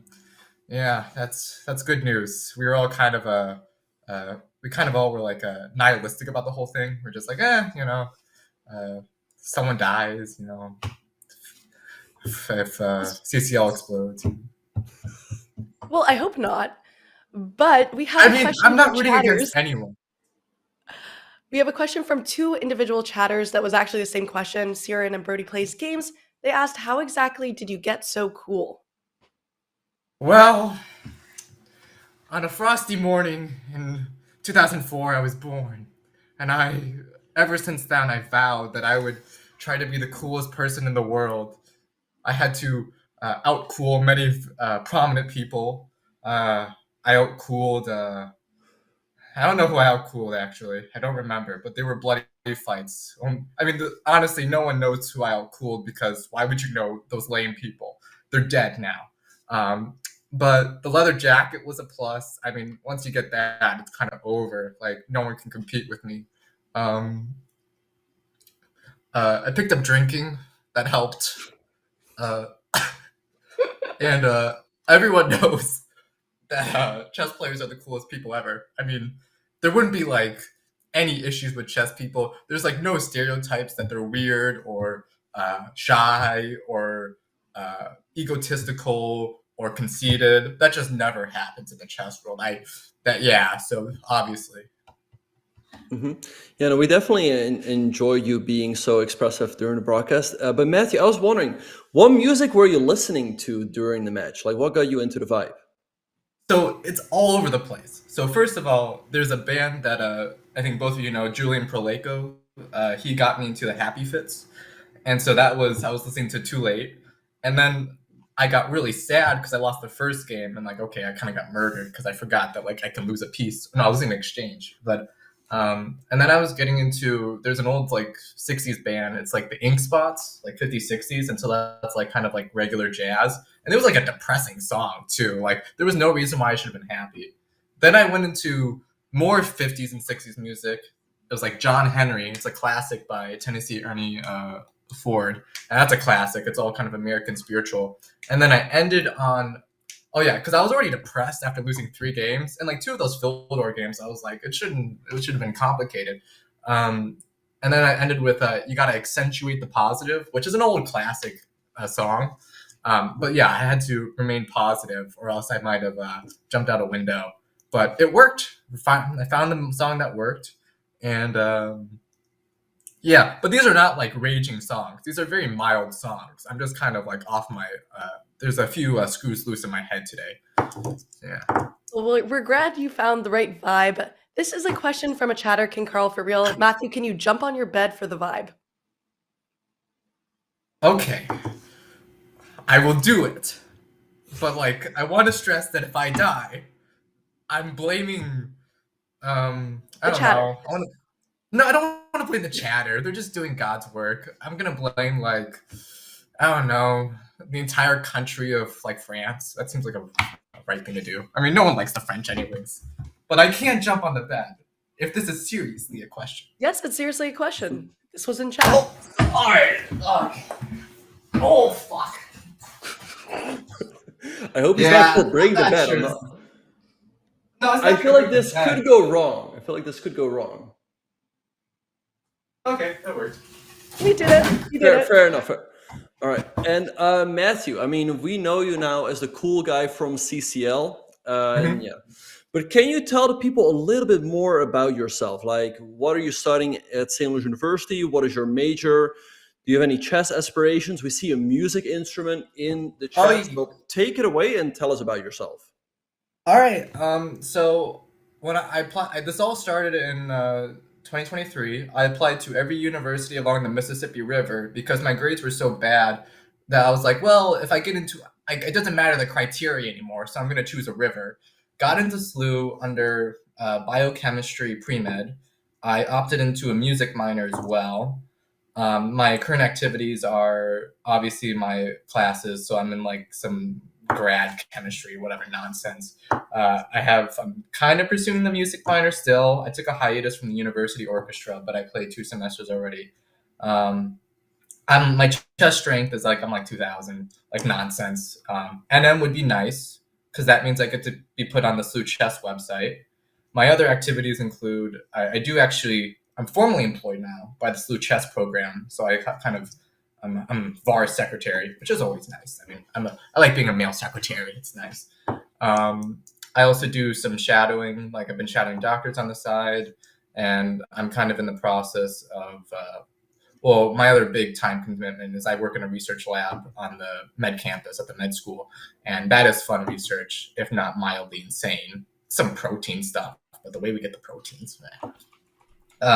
But no, I mean, I don't have any aspirations other than I would like to get NM. It would be nice to get to med school. If I'm still alive by 25, I would consider that a pretty successful life. I mean, that's 25 more years than I expected to go. So we take it.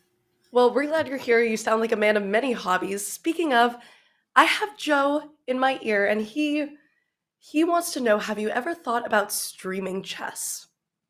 Oh God, no. Oh dear Lord. No. I would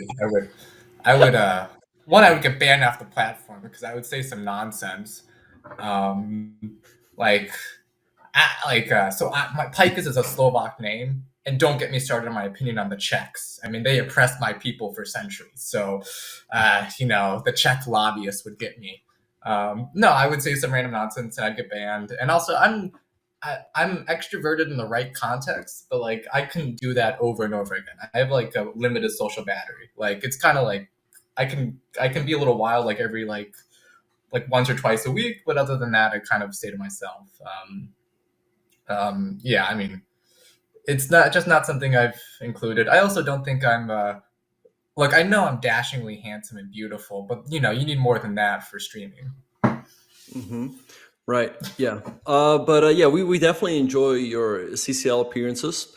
And Matthew, do you have any advice for your teammates as what they should do to make it into the playoffs? Do you also have any advice for the A team, or any advice for the SLU chess team in general? Well, I'll start with the A team, which is Nicolas Checa is like one of the best players I've ever met.